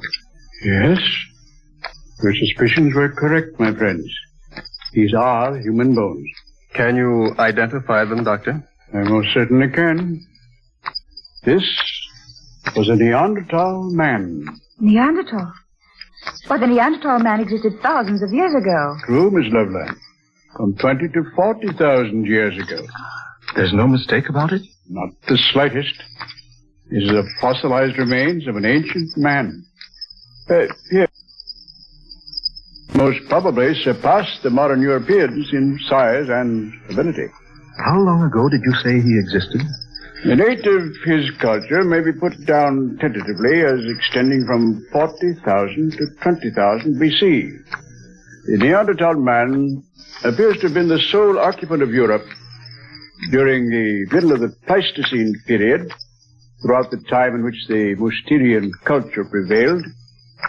He buried his dead with great signs of respect. He worked flint implements with great skill. He was a fine hunter. Lived in caves and rock shelters. But, Doctor, after all this time, his remains should be quite deep in the earth. I know. And he undoubtedly has been buried deeply through the centuries. But this crevice and exposed his burial place. Look. Did you men see this? What, dear? A stone tablet. There's some sort of strange pictures on it. Let me see, please. Yes, just so. What is it, Dr. Gustav? This is the final proof. This is the picture writing of the Neanderthal man. Can you decipher it? I can, indeed. And now, let's see, this portion here, my left, that's indiscernible, but the rest of it reads, "Who moves my bones will surely die as I have died." A curse. Well, then, let's take his advice and leave him alone. Oh, not on your life, sir. Why, this is one of the most amazing finds of the century. These bones must be removed to the museum and reconstructed. But the warning on the stone tablet. Oh, nonsense. Miss Loveland, nonsense. Do you think a curse can continue to exist through 40,000 years? 400 centuries? Oh, no.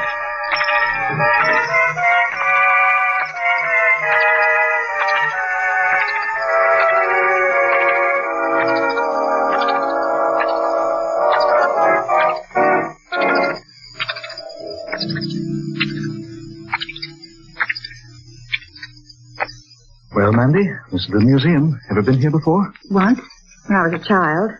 Uncle Reginald brought me. How long has it been since the Neanderthal man was brought here? Oh, at least 6 weeks. Well, Dr. Gustav said in his letter that the man had been completely reconstructed. The skeleton had been placed in a standing position in a special room. There's the room, see? Oh, yes, the sign over the door. The Neanderthal man. Let's go look before we visit the doctor, shall we? Right.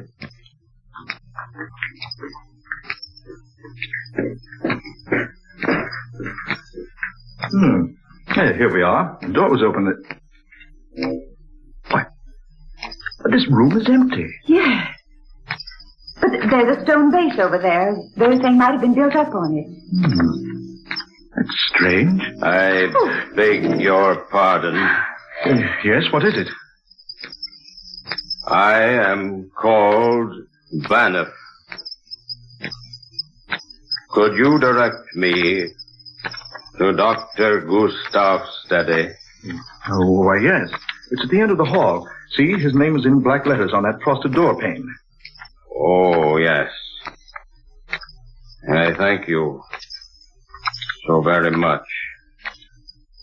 Pardon me for having disturbed you. Reggie. Amanda, that man, Jove, what a giant. At least 8 feet tall. Those bushy eyebrows and low forehead looked like an ape. And what was wrong with his neck? He held his head crooked over to one side. One shoulder humped up in a terribly grotesque position. Did you see whether or not he went into the doctor's office? No, I didn't. Reggie, if I didn't know better, I'd think that man was... Was what? Nothing. I know what you think. That warning, Reggie. Who moves my bones will die as I have died. Amanda, look. What? There in the room, on the stone base, the skeleton of a prehistoric man. But it wasn't there just a few moments ago. Good Lord, come on, into the doctor's office. Dr. Gustav! Dr. Gustav! Dr. Gustav!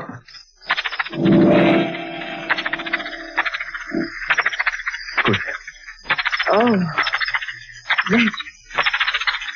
What's happened to him? Dead. Broken neck. He was sitting at his desk, writing. Writing? Report on the Neanderthal man. Look. He just completed one sentence. It is my finding that the death of the Neanderthal man discovered in Manoff Canyon was caused by a broken neck.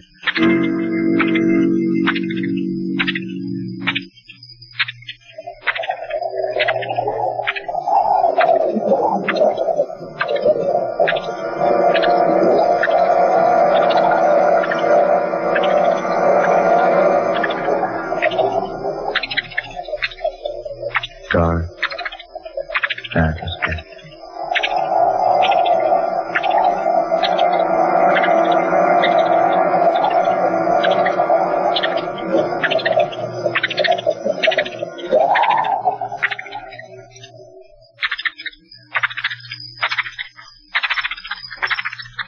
The Curse of the Neanderthal.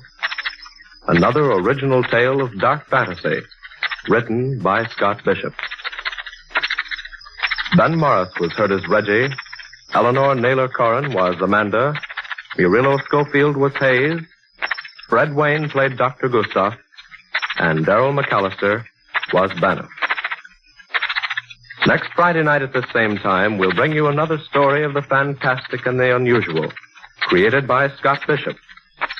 Listen for Death from the Past, a strange, weird adventure laid in modern America with the flavor of the 19th century. The story of a businessman who was almost too honest and who found a method of paying a long-standing debt of honor, although 30 years in his grave. Dark Fantasy originates in the studios of WKY, Oklahoma City. Tom Paxton speaking. This is the National Broadcasting Company. There you go. The Curse of the Neanderthal. I do apologize for those that are listening to that. Audio quality was not as it should have been. And I do apologize, but hey, sometimes these things, these were done in 1941. They were stored down on acetone on basically a record. A lot of the magnetic recordings have been deteriorated, and it is such an effort to get them restored. I will work on that next couple of days, see if I can clean it up, and then also send it back to Old Time Radio. The people who so generously work on these to get them in the shape that they are in. Trust me, I've listened to at the National Archives. I've listened to a lot of these radio shows in the raw format, and it is such a vast amount of work to get them so that they can be listened to and enjoyed again. So, but we'll work on that one. I do apologize, but it's still a great story. It is still a great story. Didn't know where it was going. Like I said, these are the first times I am actually listening to these as well. Well, that leads us to our very last story of the night. And it's called A Debt from the Past. Have you guys figured out yet? Jane Wyatt? What show she was in? Which one? Has she been in one yet? Who knows? Stay tuned. We got more. So, The Debt from the Past, this episode of Dark Fantasy features the vocal talents of American actress Jane Wyatt. Just gave it away. Who stars as Mary Billings, a young lady who is out of work and desperate to find a job. Things begin to look up for Mary when she sees an ad in a local newspaper. Wanted stenographer. If you are ambitious, talented, and reasonably attractive young woman who can use a typewriter, the adding machine, and can write shorthand, apply in person to Mr. Gibson. Friday night after midnight, room 1313, Temple Building. After midnight, you say?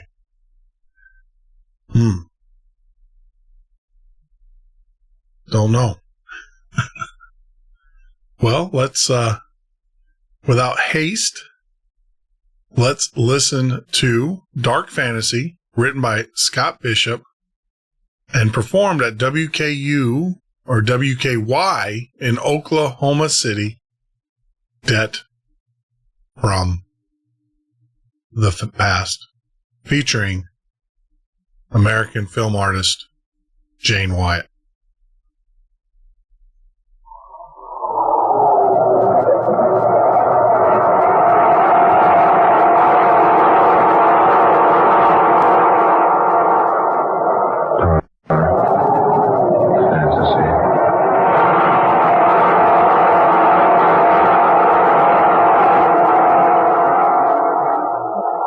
Debt from the Past, starring Jane Wyatt.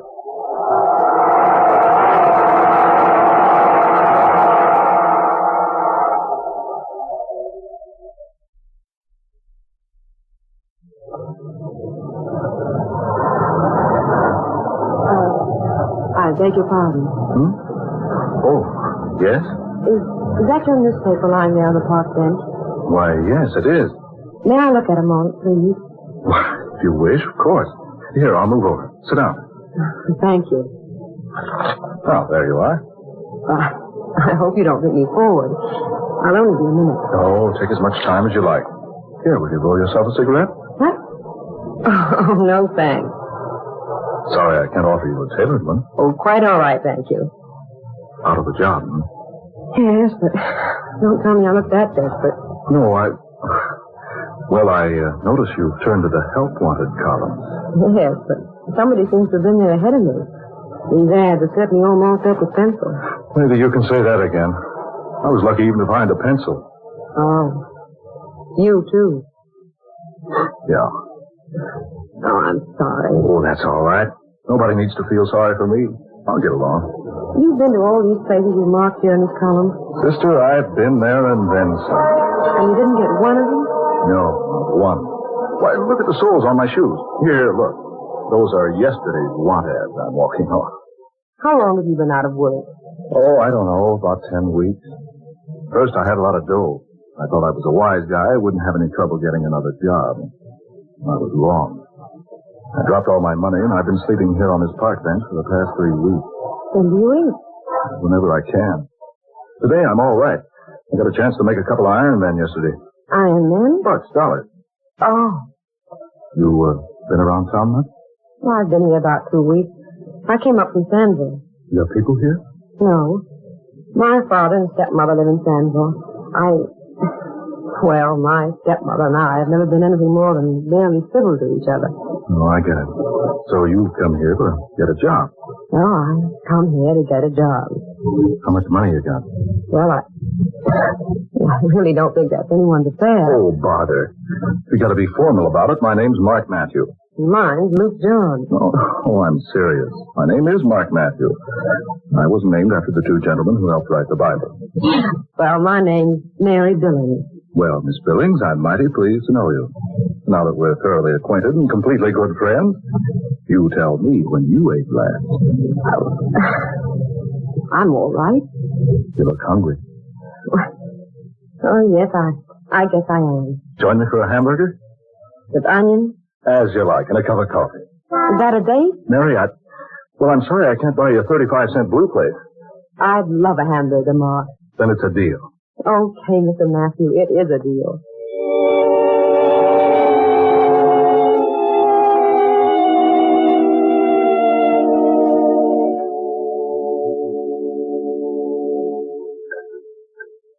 Want another hamburger, Mary? No, thanks. Two's plenty. You shouldn't have made me eat that second one. I'm sure you can't afford it. Oh, I know where I can make $1 or so tomorrow. I'll buy some cigarettes if you don't think you can roll No, one. thanks, no. And don't buy any. I really don't smoke much. Hey, you're a nice girl to know. Inexpensive. I really don't know why I'm letting you do this for me. I'm not in the habit of... Oh, I know. Neither am I. But my Irish mother taught me never to ignore a pretty young woman who is hungry. Say, you are pretty, you know. I thought you were going to be different. Yeah, I'm different. I say I'm going to feed you hamburgers, and I feed you hamburgers. Oh, and good ones, too. Don't I know they're good? I've been eating them for weeks. Ma, I think I'll answer this ad. Say, did you drag that old beaten-up newspaper in here with you? Certainly I did. I'm still looking for a job, even if my hunger has been temporarily satisfied. Well, if you can find a job out of that bunch, you're a better job hunter than I am. Well, you haven't tried this one. Someone's looking for a woman. Sounds good? Very. Listen. Wanted. Stenographer. If you are an ambitious, talented, and reasonably attractive young woman who can use the typewriter, the adding machine, and to write shorthand, apply in person to see Mr. Gibson, Friday night after midnight, room 1313, Temple Building. Do you think you can fill the bill? Are you ambitious? I can use the typewriter. Are you talented? I can operate an adding machine. And, are you reasonably attractive? You told me you thought I'm pretty, remember? Besides, I also know how to write shorthand. Then apply for the job by all means. I think I will. But, you don't like this Friday after midnight angle. Yeah, it is very unusual. Why at that time of night? Maybe it's a night job. Anyway, I'm going to have a try at it. Room 1313, Temple Building. Where's the Temple Building? On the other side of town. How far, Mark? Oh, about 10 or 12 miles. Oh. Hey, you need car fare. Here, take this $50. Oh, Mark. Well, I'm not going to argue about it. I'll take it. And I'll return the money tomorrow night. I'll get a small check to my father tomorrow morning. That's all right, Mary. I'll meet you... Well, let me see. I'll meet you here in the park at the same bench, and I'll let you know how I come out about the job in the Temple Building.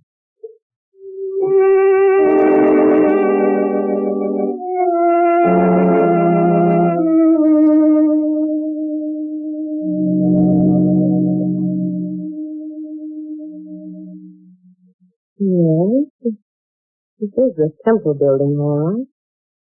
Awfully quiet in here. Dimly lighted. Nobody around. Not even a whole quarter. Very strange place. Here. Here's the building directly. Let's see, what is the man's name? Oh, yes, Gibson. Gibson. No Gibson listed here. His company's name is probably here, but Don't know that name. Now, how does one get up to the 13th floor? There's an open elevator, but there's no one to operate it. Oh. Here's the type you operate yourself. Just step in. Press the button marked 13. The door's closed. And up we go. Oh, what is their little prayer that I get this job? Amen. There.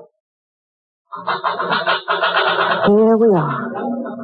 My, it must be a night job. This entire floor is one huge office.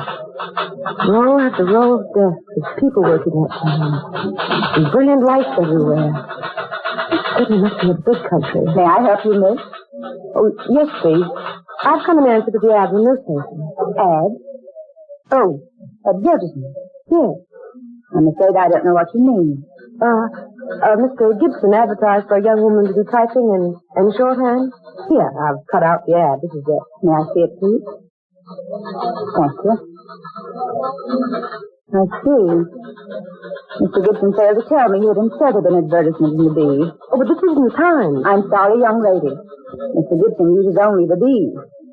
You'll find his office right down this aisle, the first door to your left. Room 1313. Thank you. Just knock on his door and he'll answer you. Yes, thanks. These people all seem very modern, and yet they're just so quaint.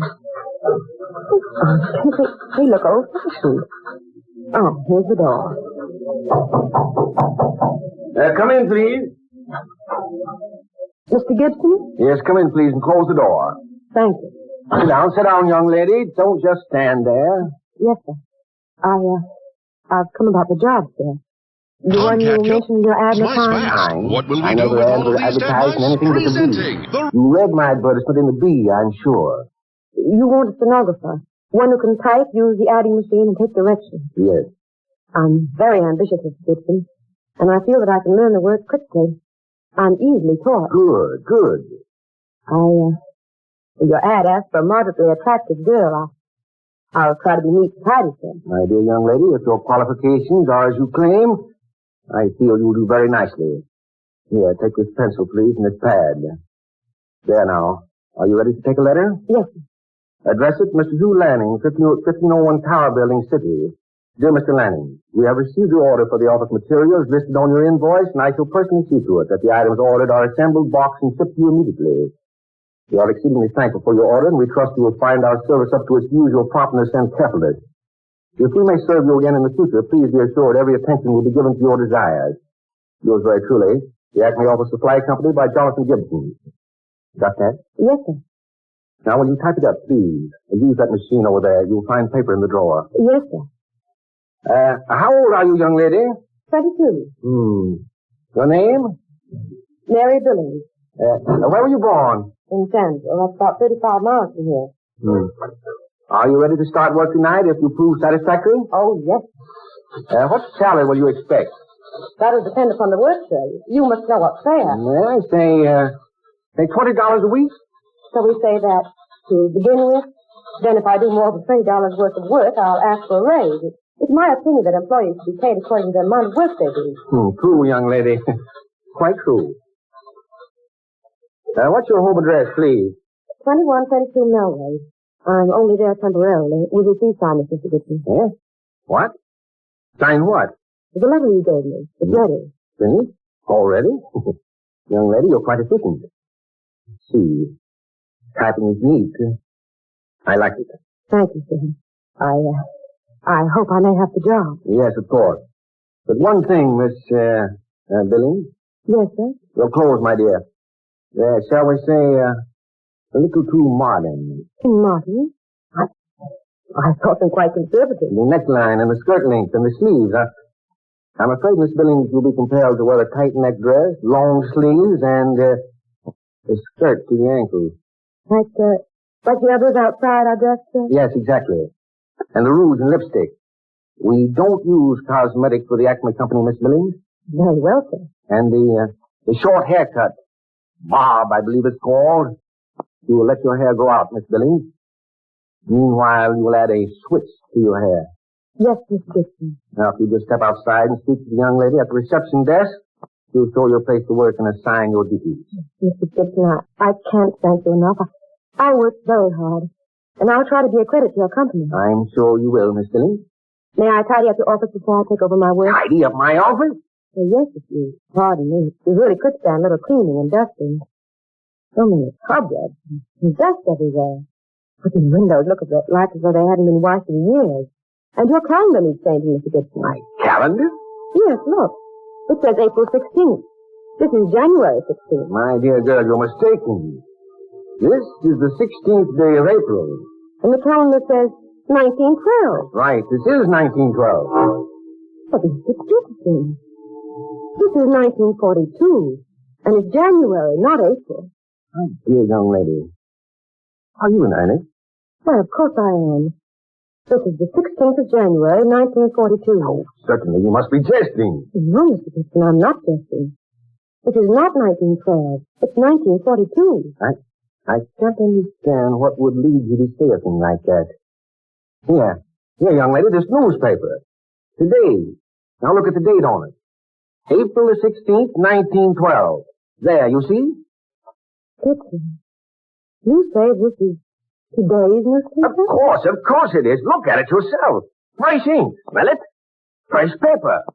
Yes, you're right. But those headlines. Yes, a terrible disaster. The Titanic sank at sea on her maiden voyage. She hit an iceberg. Sad tragedy. That was 30 years ago. Long before I was born. What was that? I'm afraid I don't feel very well these days. It wasn't important. Shall I take over my work now? Yes, if you will. We need your services very badly. Business is exceptionally good, and I admit it's difficult to find young women with as much ability as you have. Thank you, Mr. Gibson. I'll try to live up to your expectations. I feel certain you will, Miss Billings. If there's anything you don't understand, just ask the young lady at the front desk. Yes. Thank you, I shall. Thank you very much, Mr. Gibson.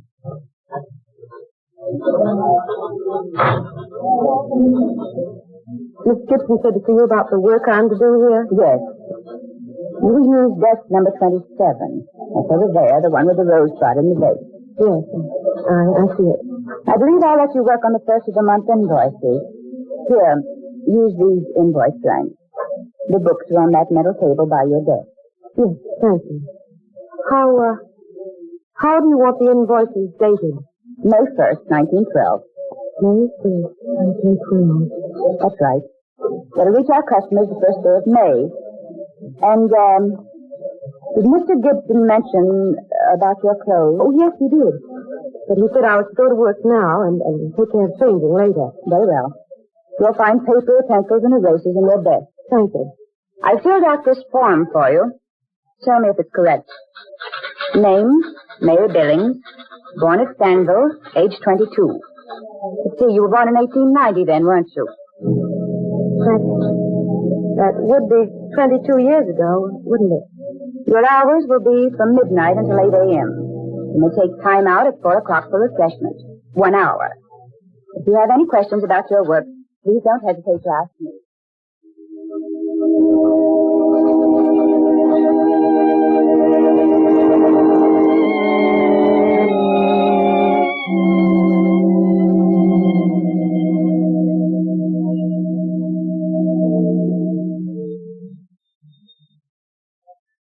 Miss Billings speaking. Yes, Mr. Gibson. In your office? Yes, sir. I'll come in immediately.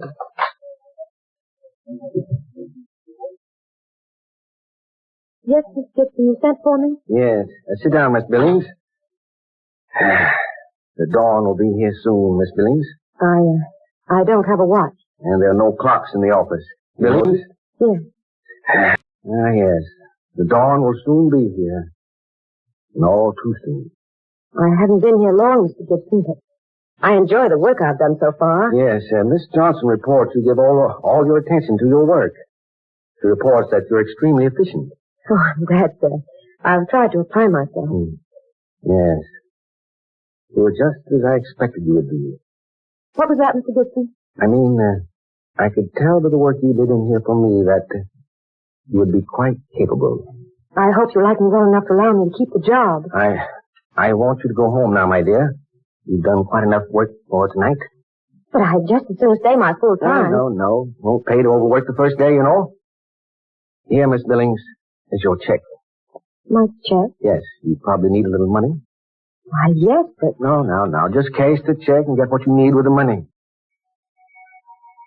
But this check is made out for $80. Yes. I believe that was the amount, wasn't it? Why, I don't understand. Would you mind going now, Miss Billings? The dawn will soon be here, and... Would you mind going now? I know if you wish. Thank you, my dear. And may I wish you every happiness, Miss Billings. Every happiness in the world. Good day now.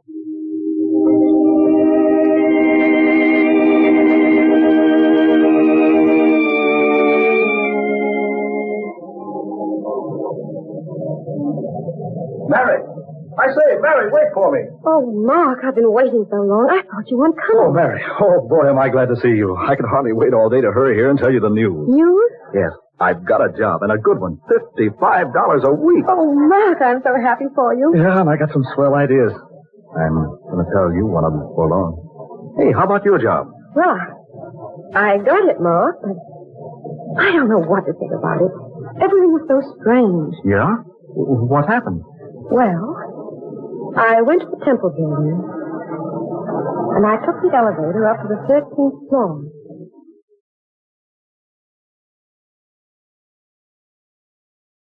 So, I took the check and left the building, just at the dawn was beginning to break. That's odd. Very. Look, Mary, you have to go to work at midnight, you say. Do you mind if I go along? I know. I suppose it'll be all right. Good.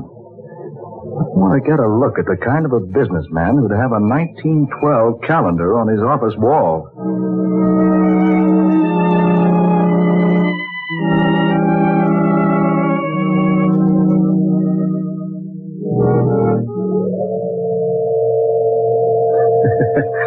That's some elevator, You push the button for yourself. I guess they figured cut down overhead. No operator. Here we are. Mark. Hey. Are you sure you pushed the right button? I'm positive.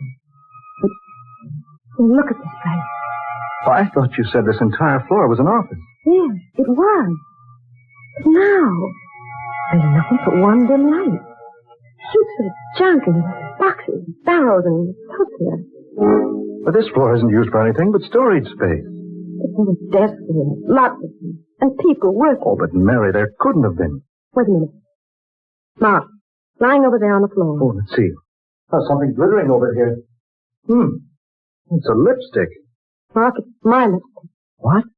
Yes. I missed it just after I left the building early this morning. I must have dropped it here while I was waiting for the elevator. Then what you told me did happen. Yes, Mark. I'm very certain of that. Very certain.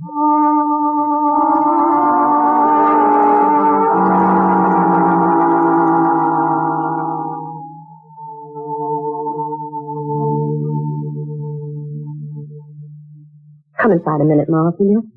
I want you to see the check the little man named Gibson made out to him. Yeah, I want to see it. There's something else I want you to look at. Something I brought with me from home. Come in. You said this fellow Gibson had a City B newspaper on his desk. Yes. Dated April 16th, 1912.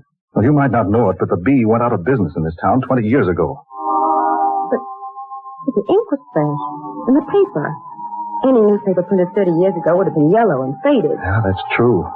Oh, is that the check? Yes. Yes.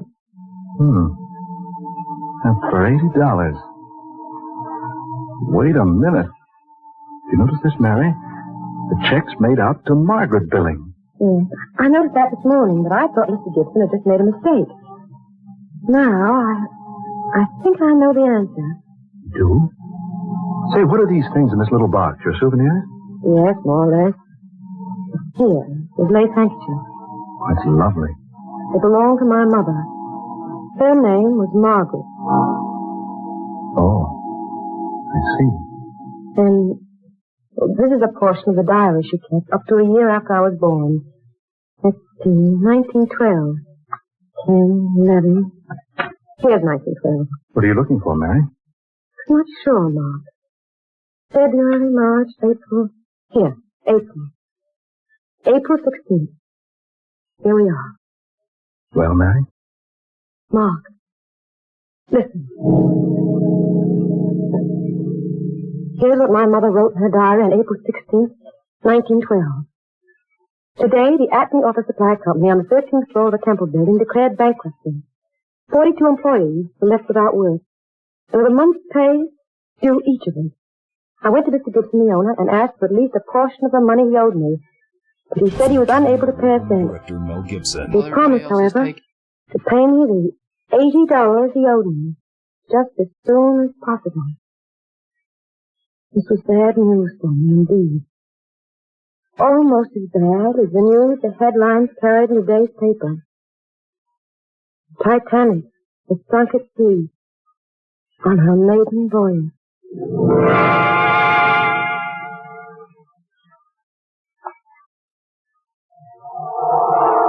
Dark fantasy. You have heard Death from the Past, a tale of dark fantasy starring that popular Hollywood actress, Jane Wyatt, and written especially for her by Scott Bishop.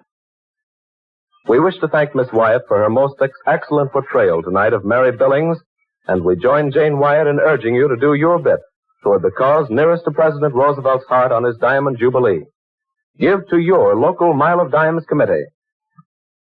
Ben Morris was heard tonight as Mark Matthew, Eleanor Naylor Curran was the office manager, and Muir Height played Mr. Gibson. Next Friday night at this same time, we'll bring you another unusual tale of dark fantasy, The Headless Dead.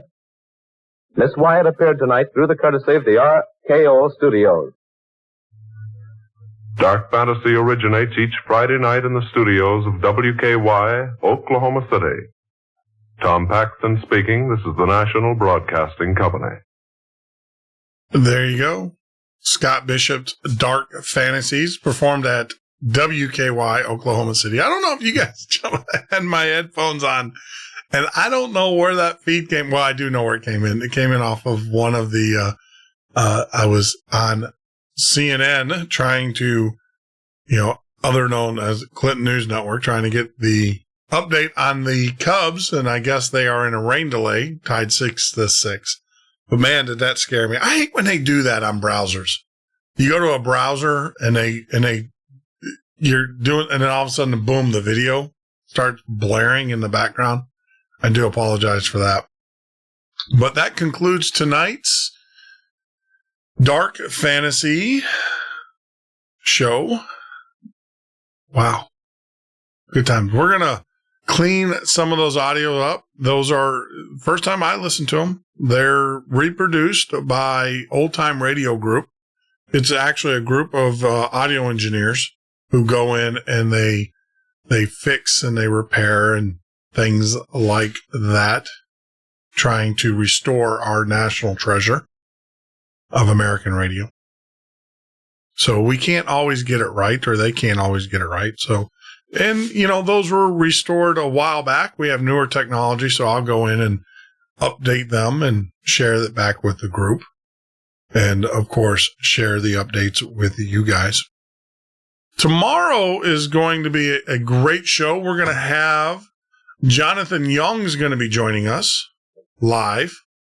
And we're going to be talking about all things folklore. Who knows? We're going to be talking about Sasquatch, black-eyed children,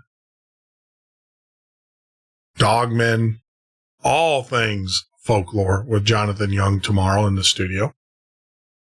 It's going to be a great show. Look forward to it. Next week, we'll have a full bill of guests. This week was kind of crazy. And also on the 8th, this is a program note, on the 8th, we're going to be doing election coverage because I think it is that important. And we'll be taking calls from our listeners. But I just want to tell everybody, thank you for joining us tonight.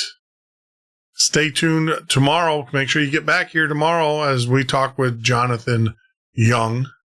Going to be an outstanding show. We've been going back and forth for 2 months now, trying to get a date that works for Mr. Young. And tomorrow is definitely the date. We planned it a month ahead of time.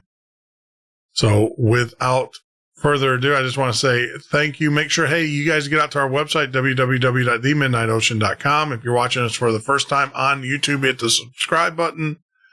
We will be bringing you more content, more interviews. If you haven't done so, go back and listen to some of our older interviews. They're pretty cool. They are timeless. Most of our interviews are timeless.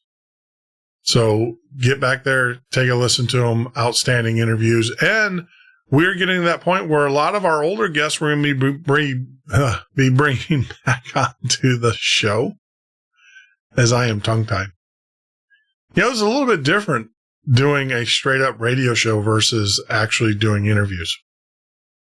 It is kind of weird, kind of bizarre. But it is all part of mastering the craft of radio. When you're out on our website at themidnightocean.com, make sure you hit the Movember link, get signed up, do your part. If it's just $1, that's great. If it's a couple dollars, that's even better. And if it's a couple dollars, that's outstanding. And we thank you very, very, very much. And we appreciate it. Also, check out Barnacle Nerdgasm's YouTube site. It's good stuff.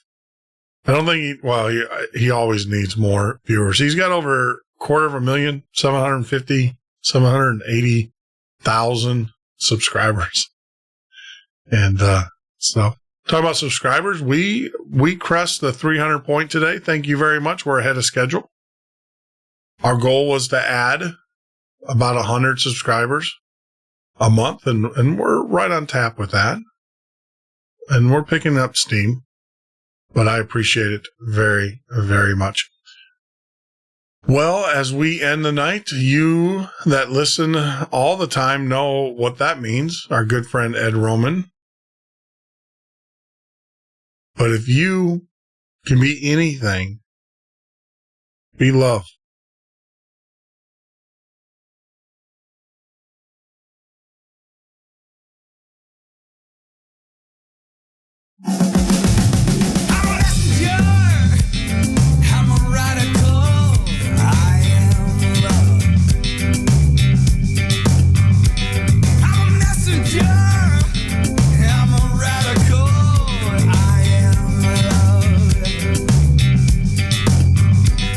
I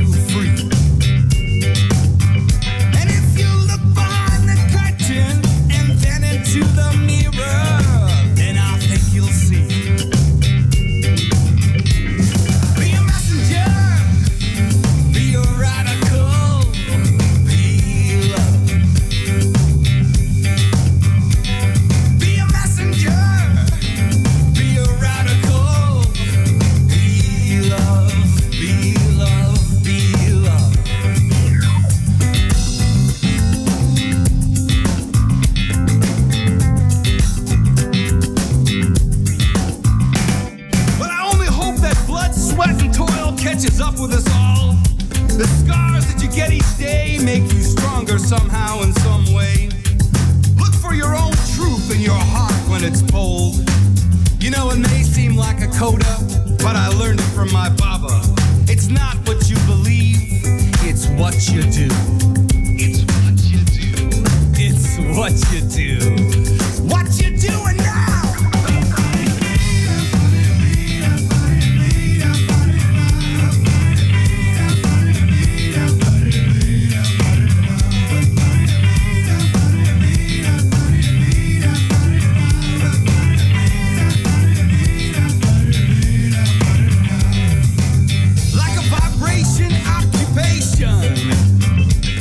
In a fraction of an inch.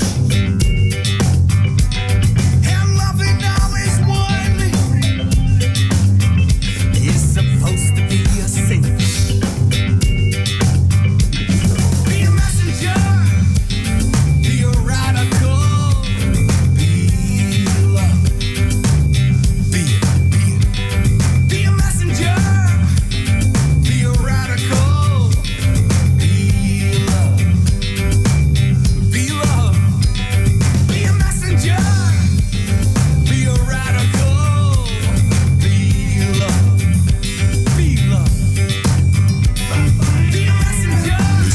Midnight Ocean with Jeff Norton on the Paranormal State Radio Network.